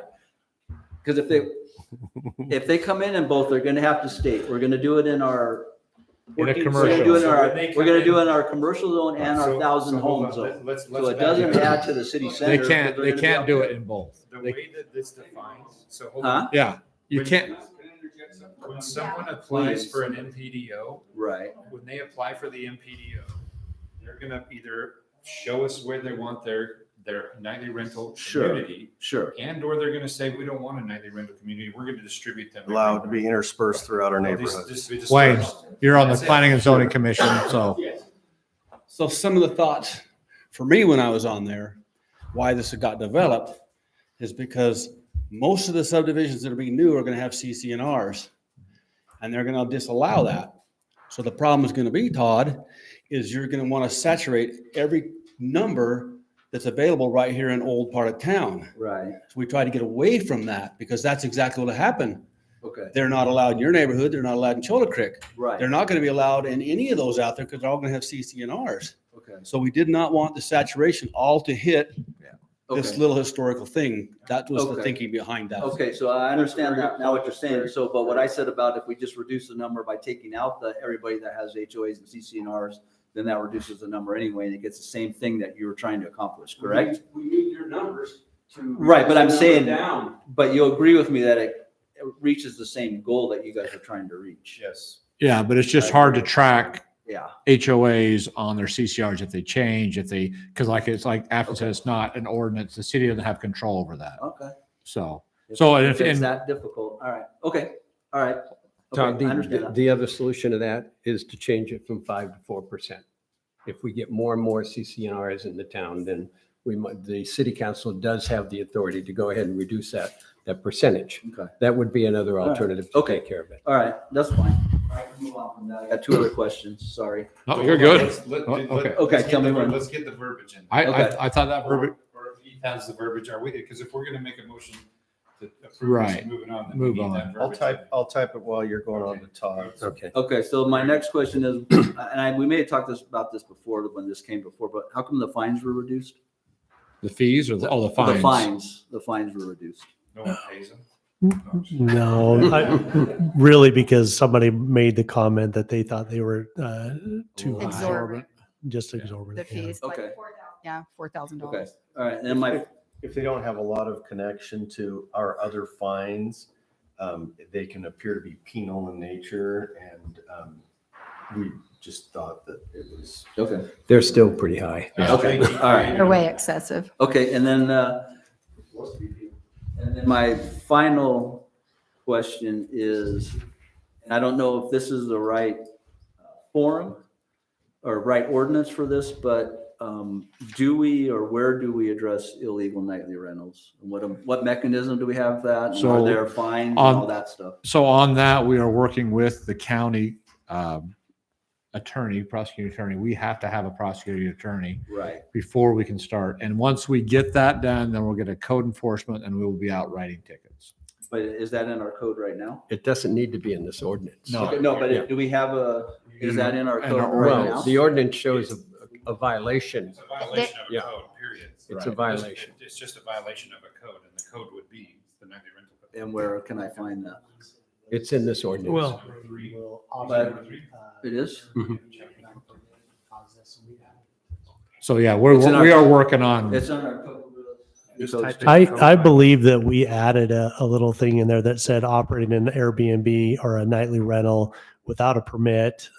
Then it talks about going to section 5 or Yeah. those Free lines. So is it does license. say that in the ordinance, it does allude to the fact that you will be Yeah, there is a.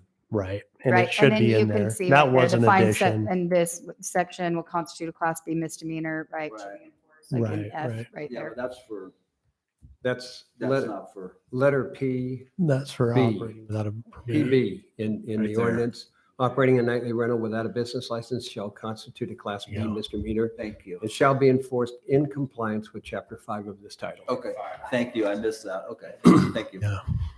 It all has to go back to 5, that's the Okay, I enforcement. missed that. Yeah. Thanks, dude. Okay. Heath, are you done typing? Not yet. Okay, what other questions do we have? Other than that, I think it's a pretty good. Well, Go I've ahead, got Gary. more. I've got Yeah, more let's go for things. it. Let's dig it out. Okay, on fire inspection. It's under the section entitled renewal, annual renewal of nightly rental. But I believe we should have a fire inspection on the initial license portion as well. There's nothing in there Is there that not anything says in there? a fire inspection is required. It's part of the For the- application. Yeah, process, So it's in application. the application, even before you apply, you have to meet it. Well, the application process is defined at the beginning up here, and it doesn't include. It says nightly rental application has A, B, C, D, and E of what they must do, and it does not include a fire inspection. And I propose that we, One thing that I asked on the planning commission level when we would see them, I would say, is the fire inspection been completed prior to us seeing it? So that we don't have to make a motion to approve it contingent upon that. So it might be, that was my question. I don't know if it's viable to do before that. So when we receive these nightly rental applications, they go through our JUC meetings And the fire department is there. And that's where they, in those comments that we've had in the previous applications, the fire department has stated that they will be performing fire inspections on every new nightly rental. So when Gary's, do we need to just put that? Yeah, Yeah, that's what I'm it wondering. should be. Just throw that verbiage from down in the annual, take B and put it up into the application portion. Well, I think you'd want to keep it in both spots. Yeah, that's, Both- yeah, I don't both mean move. I just, yeah, The keep it in the application- renewal and in the application and application. renewal. Yeah, just copy and paste and move it up. Leave it in both places. That sounds good for you, Gary? Yeah, that's Okay. fine. And then we eliminated letter F, but we didn't replace any text. So that means we don't have a letter F in this ordinance. So we just It's need to a- move G. It's just a technical So issue there. G becomes F and so on and so on. Yeah. No, it's on the clean copy. It's on the clean copy corrected? Yeah, Okay, it's- I'm working on The red letters line. are all different on Okay. the clean copy. Okay. So it's all there.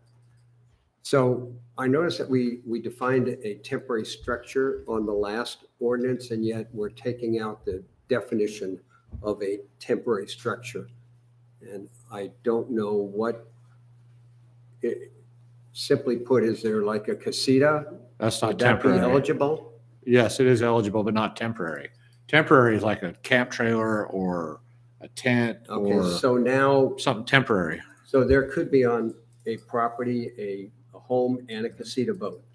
Yes, and it says in there, you can use one or the other, but you cannot use both, right, Sean? It says under the roof of one dwelling. So, if it's a connected, you're using the whole dwelling. But if it's a separate, you can't have one in your home and in your casitas. It's under one dwelling. So you feel that that language is adequate then? We went through that and actually, That's on C on the Keith, we clean talked copy. about that at length about the one dwelling.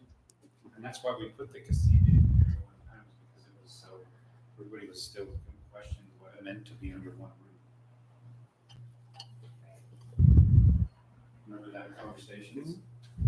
So do we need to leave some of that?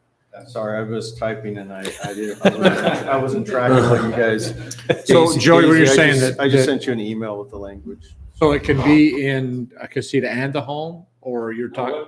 what we had is, it used to just say, each nightly rental must occur within and under the roof of one dwelling, not in a temporary structure. It used to say that already. Yeah, And then we changed that to show that, just like the last time it came through, we changed that definition so that it was more specific, so that people understood that it can't be in a separate casita that's not attached to the house. But I think that's the idea. We're getting rid of that. We were actually Yeah. trying to say that you could have it in a casitas or you could have Or it in in your your house. home. You can't have it in both. That way you don't and have to that's- have a little breezeway attached. to Breezeway. them. Then we need to remove the verbiage of having it under one roof, period. yeah, I'm not a big advocate of having two dwelling units on one lot. Yeah. Because that contravenes the single family Multifamily use. zoning concept of it. You're having two dwellings, two single family. So if you've got a casita that's got cooking facilities, bathroom facilities, and sleeping facilities, it's considered a dwelling under our ordinance, okay? So either you got to rent, you can't, I don't want to create a scenario where you can have a separate detached dwelling that can be rented separate from the residence. Has to be connected. I would say we put that, all that stuff that's struck out on C, I think we should leave it.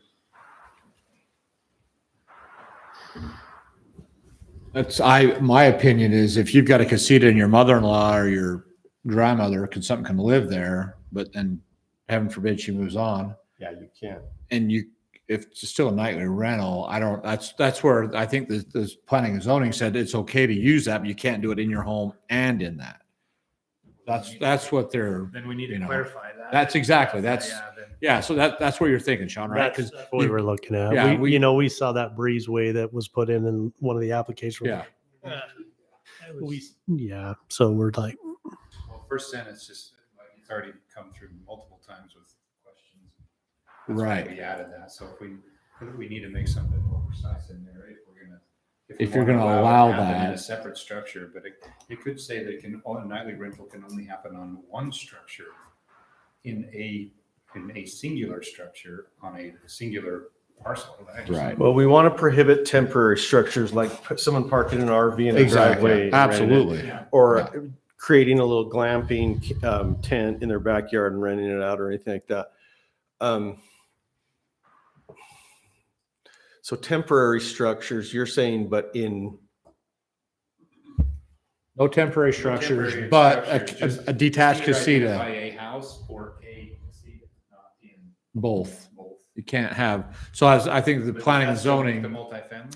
But they're Still limited does, to yeah. one anyway. see, Well, and, there- and we, the only They're trying to- instance in Right. our ordinances where we allow two dwellings to be located on one lot is if one of the dwellings is a casita for the purposes of a casita only. Okay, we and should so, leave that in. and that's why we want to have that ability to put grandma out there in the casita, but we don't want it to be used for long, nightly renting and stuff like that.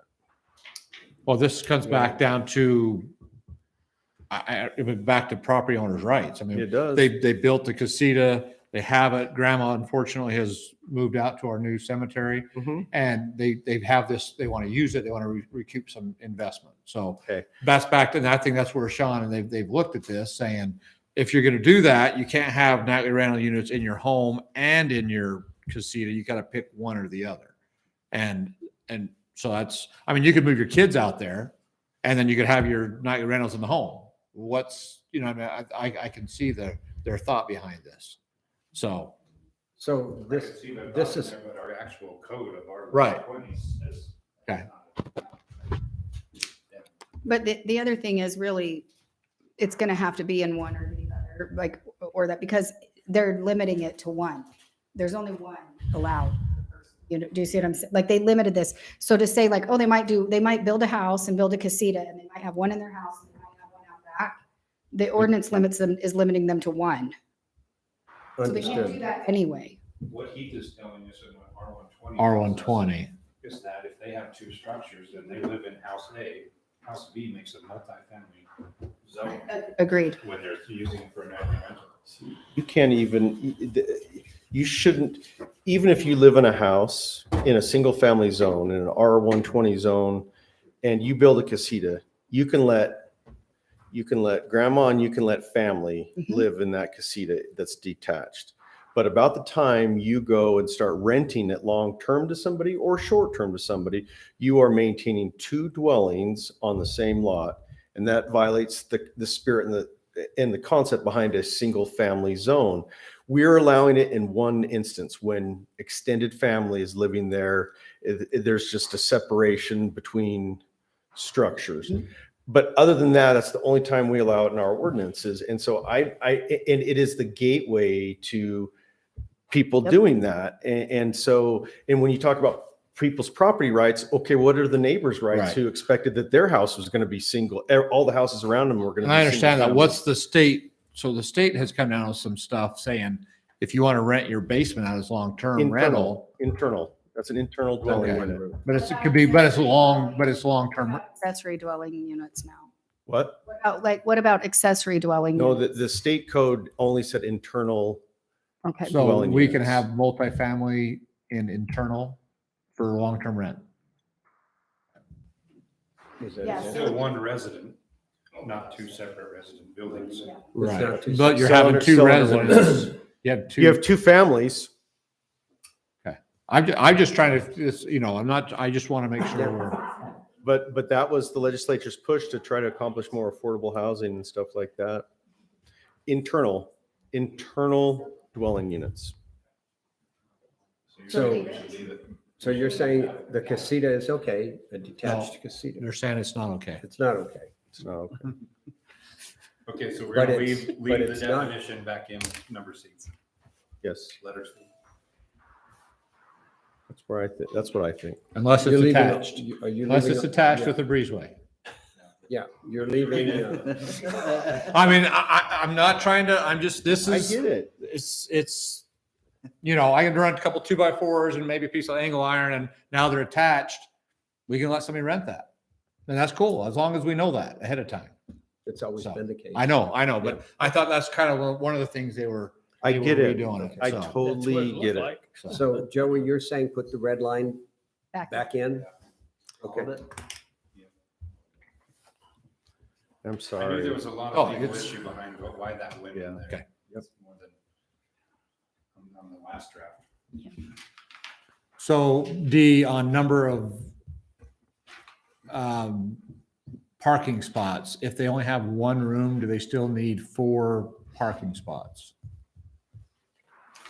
I'm just curious, you know, we Well, can, the code actually said before, it said it needs 2 to provide 2. So when they say 4, you're gonna have 2 for them and 2 for.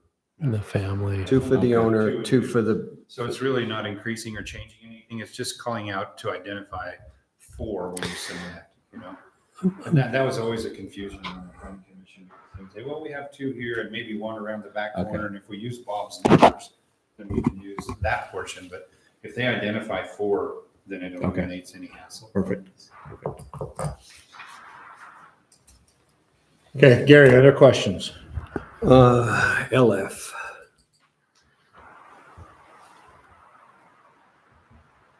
Okay, so here.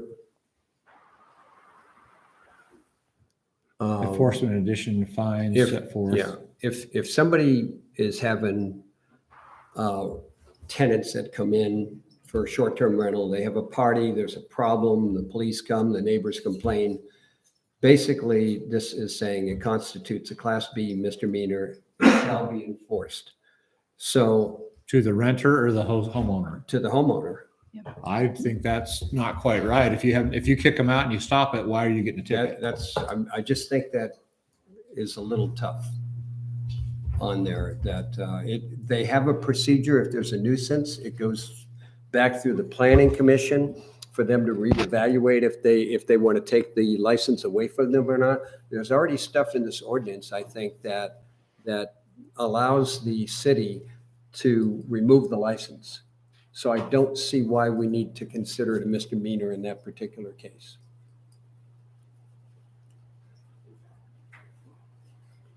That's good feedback. Yeah.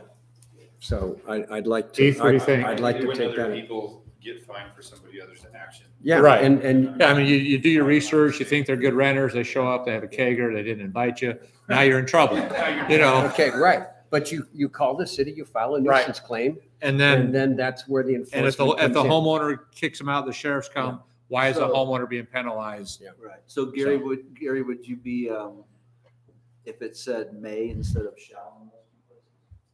No, because there are already other fines that we have above for Yeah. nuisance Right, claims, so and they're they- hefty fines. Right, but if it's an issue where it wasn't some sort of whatever you want to call it, There's still gonna be, a one-time kegger party. Yeah. Agreed.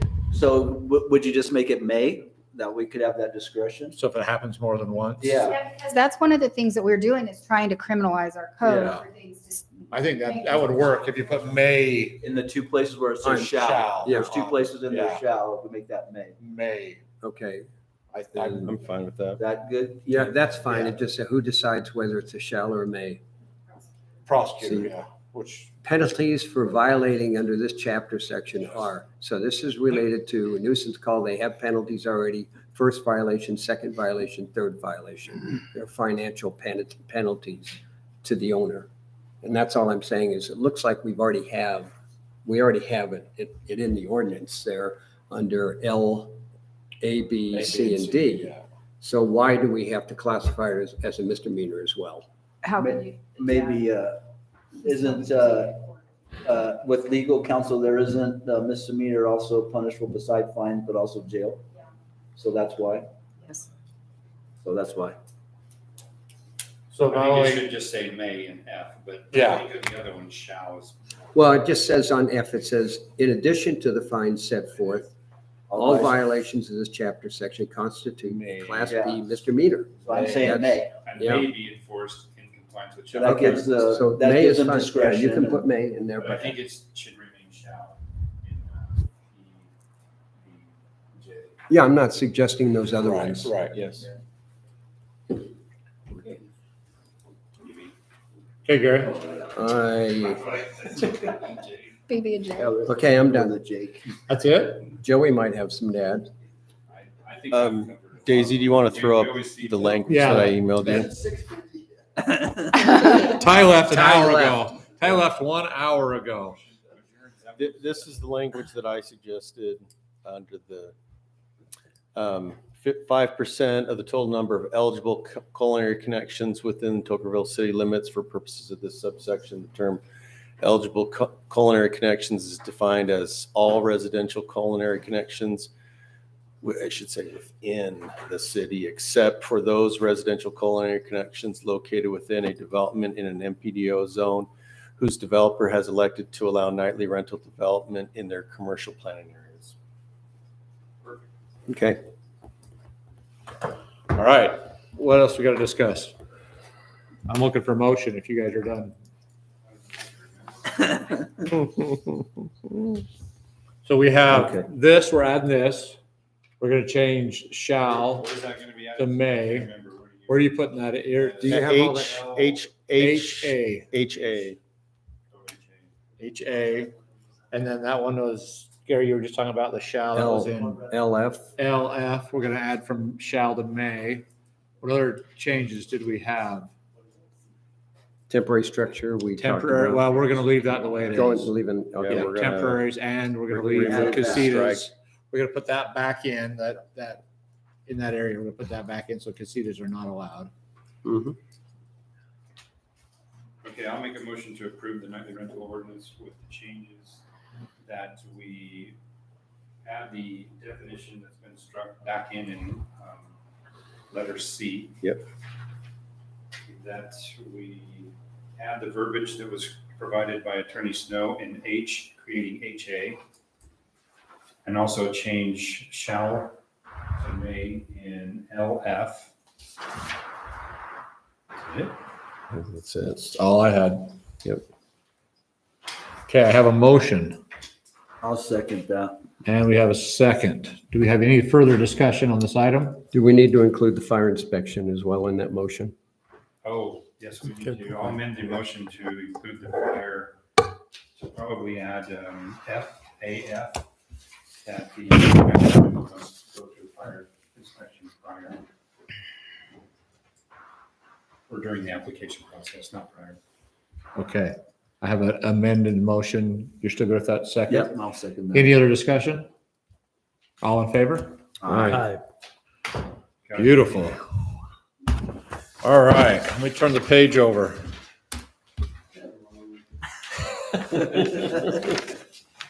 So for information, our Tocqueville City Royalty won Best in Float.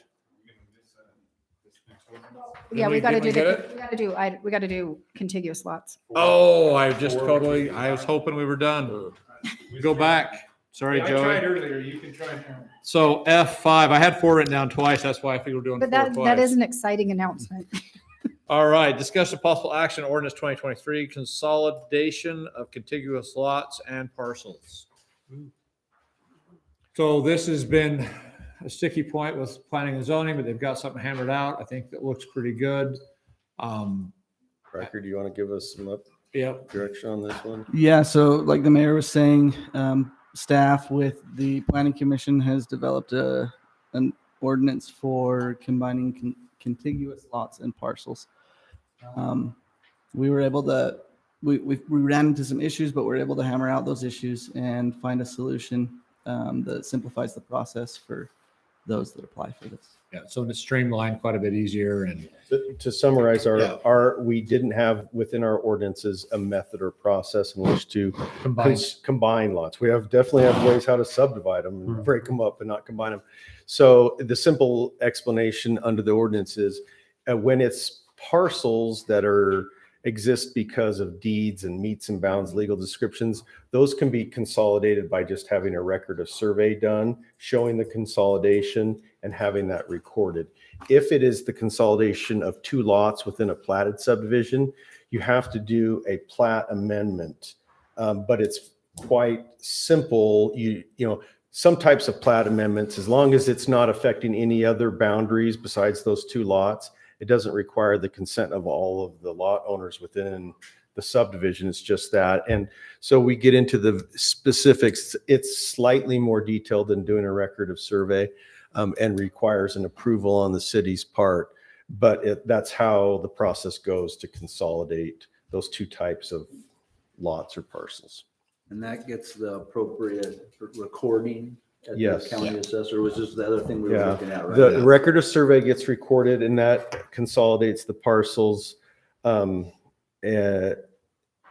You would do a deed that consolidates the two, and then the amended plat gets recorded and that And a consolidates. new it. Mylar is printed and Yeah. on the subdivision. Yeah, but all really that it does, it just shows a blow up of the two Exactly. lots. Okay. It kind of shows in the background the subdivision as a whole, but it shows those two lots and specifically, and it calls out the outer perimeter of that consolidated lot. Much simplified. Okay.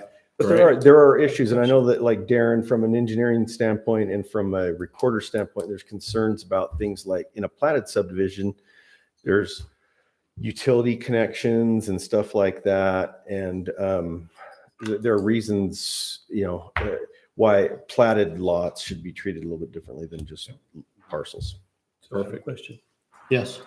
Okay, so if I've got 3 acres, Mhm. I take 1 acre and I sell it to my neighbor. You've just Simple subdivision. You Okay. just subdivided by deed. What did you do it with the consent of The neighbor. approval of the council?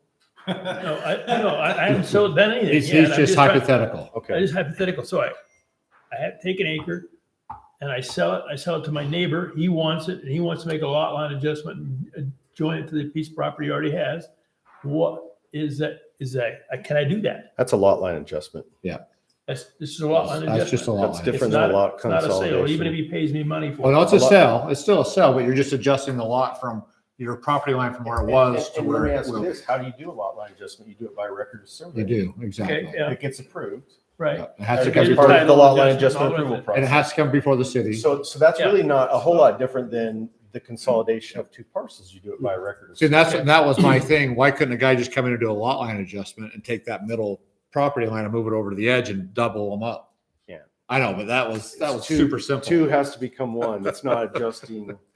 You can't, starting with two and ending with two is a lot line adjustment. Starting with two, ending And with one, one is a yeah, there's a, consolidation. yep, perfect. So if I take my other piece and add it to the one I've got.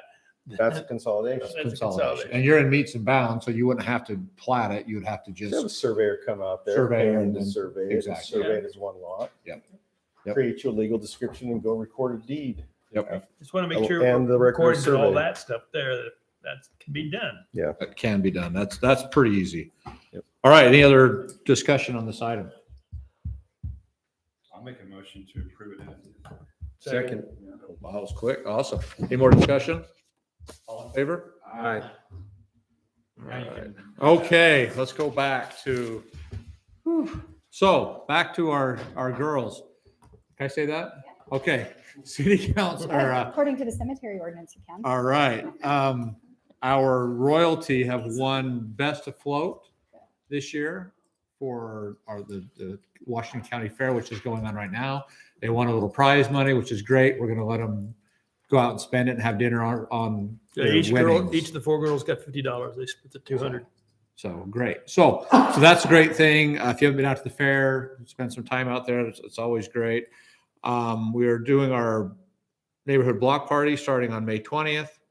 It's gonna be every third Saturday. They start at 9 a.m. 9 a.m. Okay, perfect. Neighborhood block party? No, sorry, neighborhood block. That's on my brain. We just Neighborhood had one of market, those. it's like the farmers. Neighborhood market. It's like a farmer's market, but it's a neighborhood market. So. You're cooking on each one of them? There it is. No, that's what I did this last time on block party. But anyways, neighborhood market. It's not just a farmer's market, it's a neighborhood market. So you can sell other stuff than farm goodies. 4th of July celebration. We were at Center Street Park. And we're going to do it very, very similar to the one we had last year, which I thought was wonderful. The staff did a great job. I expect this one to be equal to, if not better than last year. So we're really excited. Do they have a time for that yet? It's good Yeah, they line up at 7:30. Yeah, for the parade. And the car show? Starts right after that. It'll just be during it. The car show is during it? Yeah, they're doing a little slow drive. Yeah. Yeah, I can't And remember. I think it's gonna be like 9. It'll be on. Yeah, we'll get all that. We've got a little bit of time to, Yeah, he's gotta get, he's still, Jeff Bowman is heading that, he's still getting the. And we're- Was it supposed to take? applicants and stuff like that. I don't know, I don't remember. And we're serving breakfast? yes. Yep. And we're City gonna- councilman will be cooking breakfast, serving breakfast. What time we serving it? We don't know yet. It'll be basically as soon as the parade's Everybody over. pretty much just shows up at like 7:30, watch the Yeah. kids come in. Yep. Before it gets hot. Yeah, before it gets hot. Okay. The way this year's going, it still might be 70 degrees, Or rain. you know, So or this raining, year- This year, Todd, you'll just move from your booth over to the. Okay, thank you. cooking I mean, I breakfast. don't get to do the booth again? Yeah, Okay. exactly, the green box. And also the 24th of July, the city will be involved with the different wards, putting on the parade and everything else going on down at the city park. So we want to make sure that all the city citizens know about the 24th as well. Chuck. Added item. I have an announcement. It pertains to the city as well as myself. As some of you may know, I'm chairman of the board of Utah Military Academy. We have two campuses, one at Hill Air Force Base and one at Camp Williams. We have 500 students on each one of them. They're all junior ROTC students, and they do not live on campus. They go there every day. It's a state charter school. They all wear uniforms. And effective the 1st of August, we will have a third campus. We are taking over St. George Academy, merging with them. And as of that date, we will bring in Army junior ROTC students that we've recruited from the local area. And so kids can go there from the 8th grade through the 12th grade. We will Awesome. have school buses, which they do not have now. It is our intention to have a dedicated school bus here in Tokerville to take students. It won't be a big one, but we could take at least 20 students every day to the UMA campus and back. So if kids in ours, we'll put it on the website and have all the information about the UMA as it moves into place over the summer. The nice thing about it is we will have a bus that will be dedicated here. It will go to, it'll leave from here every morning, take the kids to school, turn around and bring them back in the evening. And we won't have to worry about parking at some place, you know, the driver going back and all the rest of that. Because of the size of the school bus, we don't have those special school bus driver licenses. It's a whole different licensing process. Are you gonna drive the bus? Hmm? Are you gonna drive the bus? I'm not gonna drive the bus. Okay. No, they have an age limit. You're not old enough yet. And you And exceed I'm that not old enough limit? yet to drive a bus. So anyway, I just thought maybe the city council would like to know, and we'll put it on several websites and I'll have more information from How you. many students will attend St. George campus? The St. George campus will have approximately 500 students. The 500, We've wow. got 100, almost 200 right now, but we're gonna bring in another 230. Awesome. That's great. Thank It'll you, be Chuck. fun. That's good information. Thanks for good work. All right, is there anything else anyone needs to bring up? We are going to adjourn this meeting at 8:03. Hey, what's a kegger?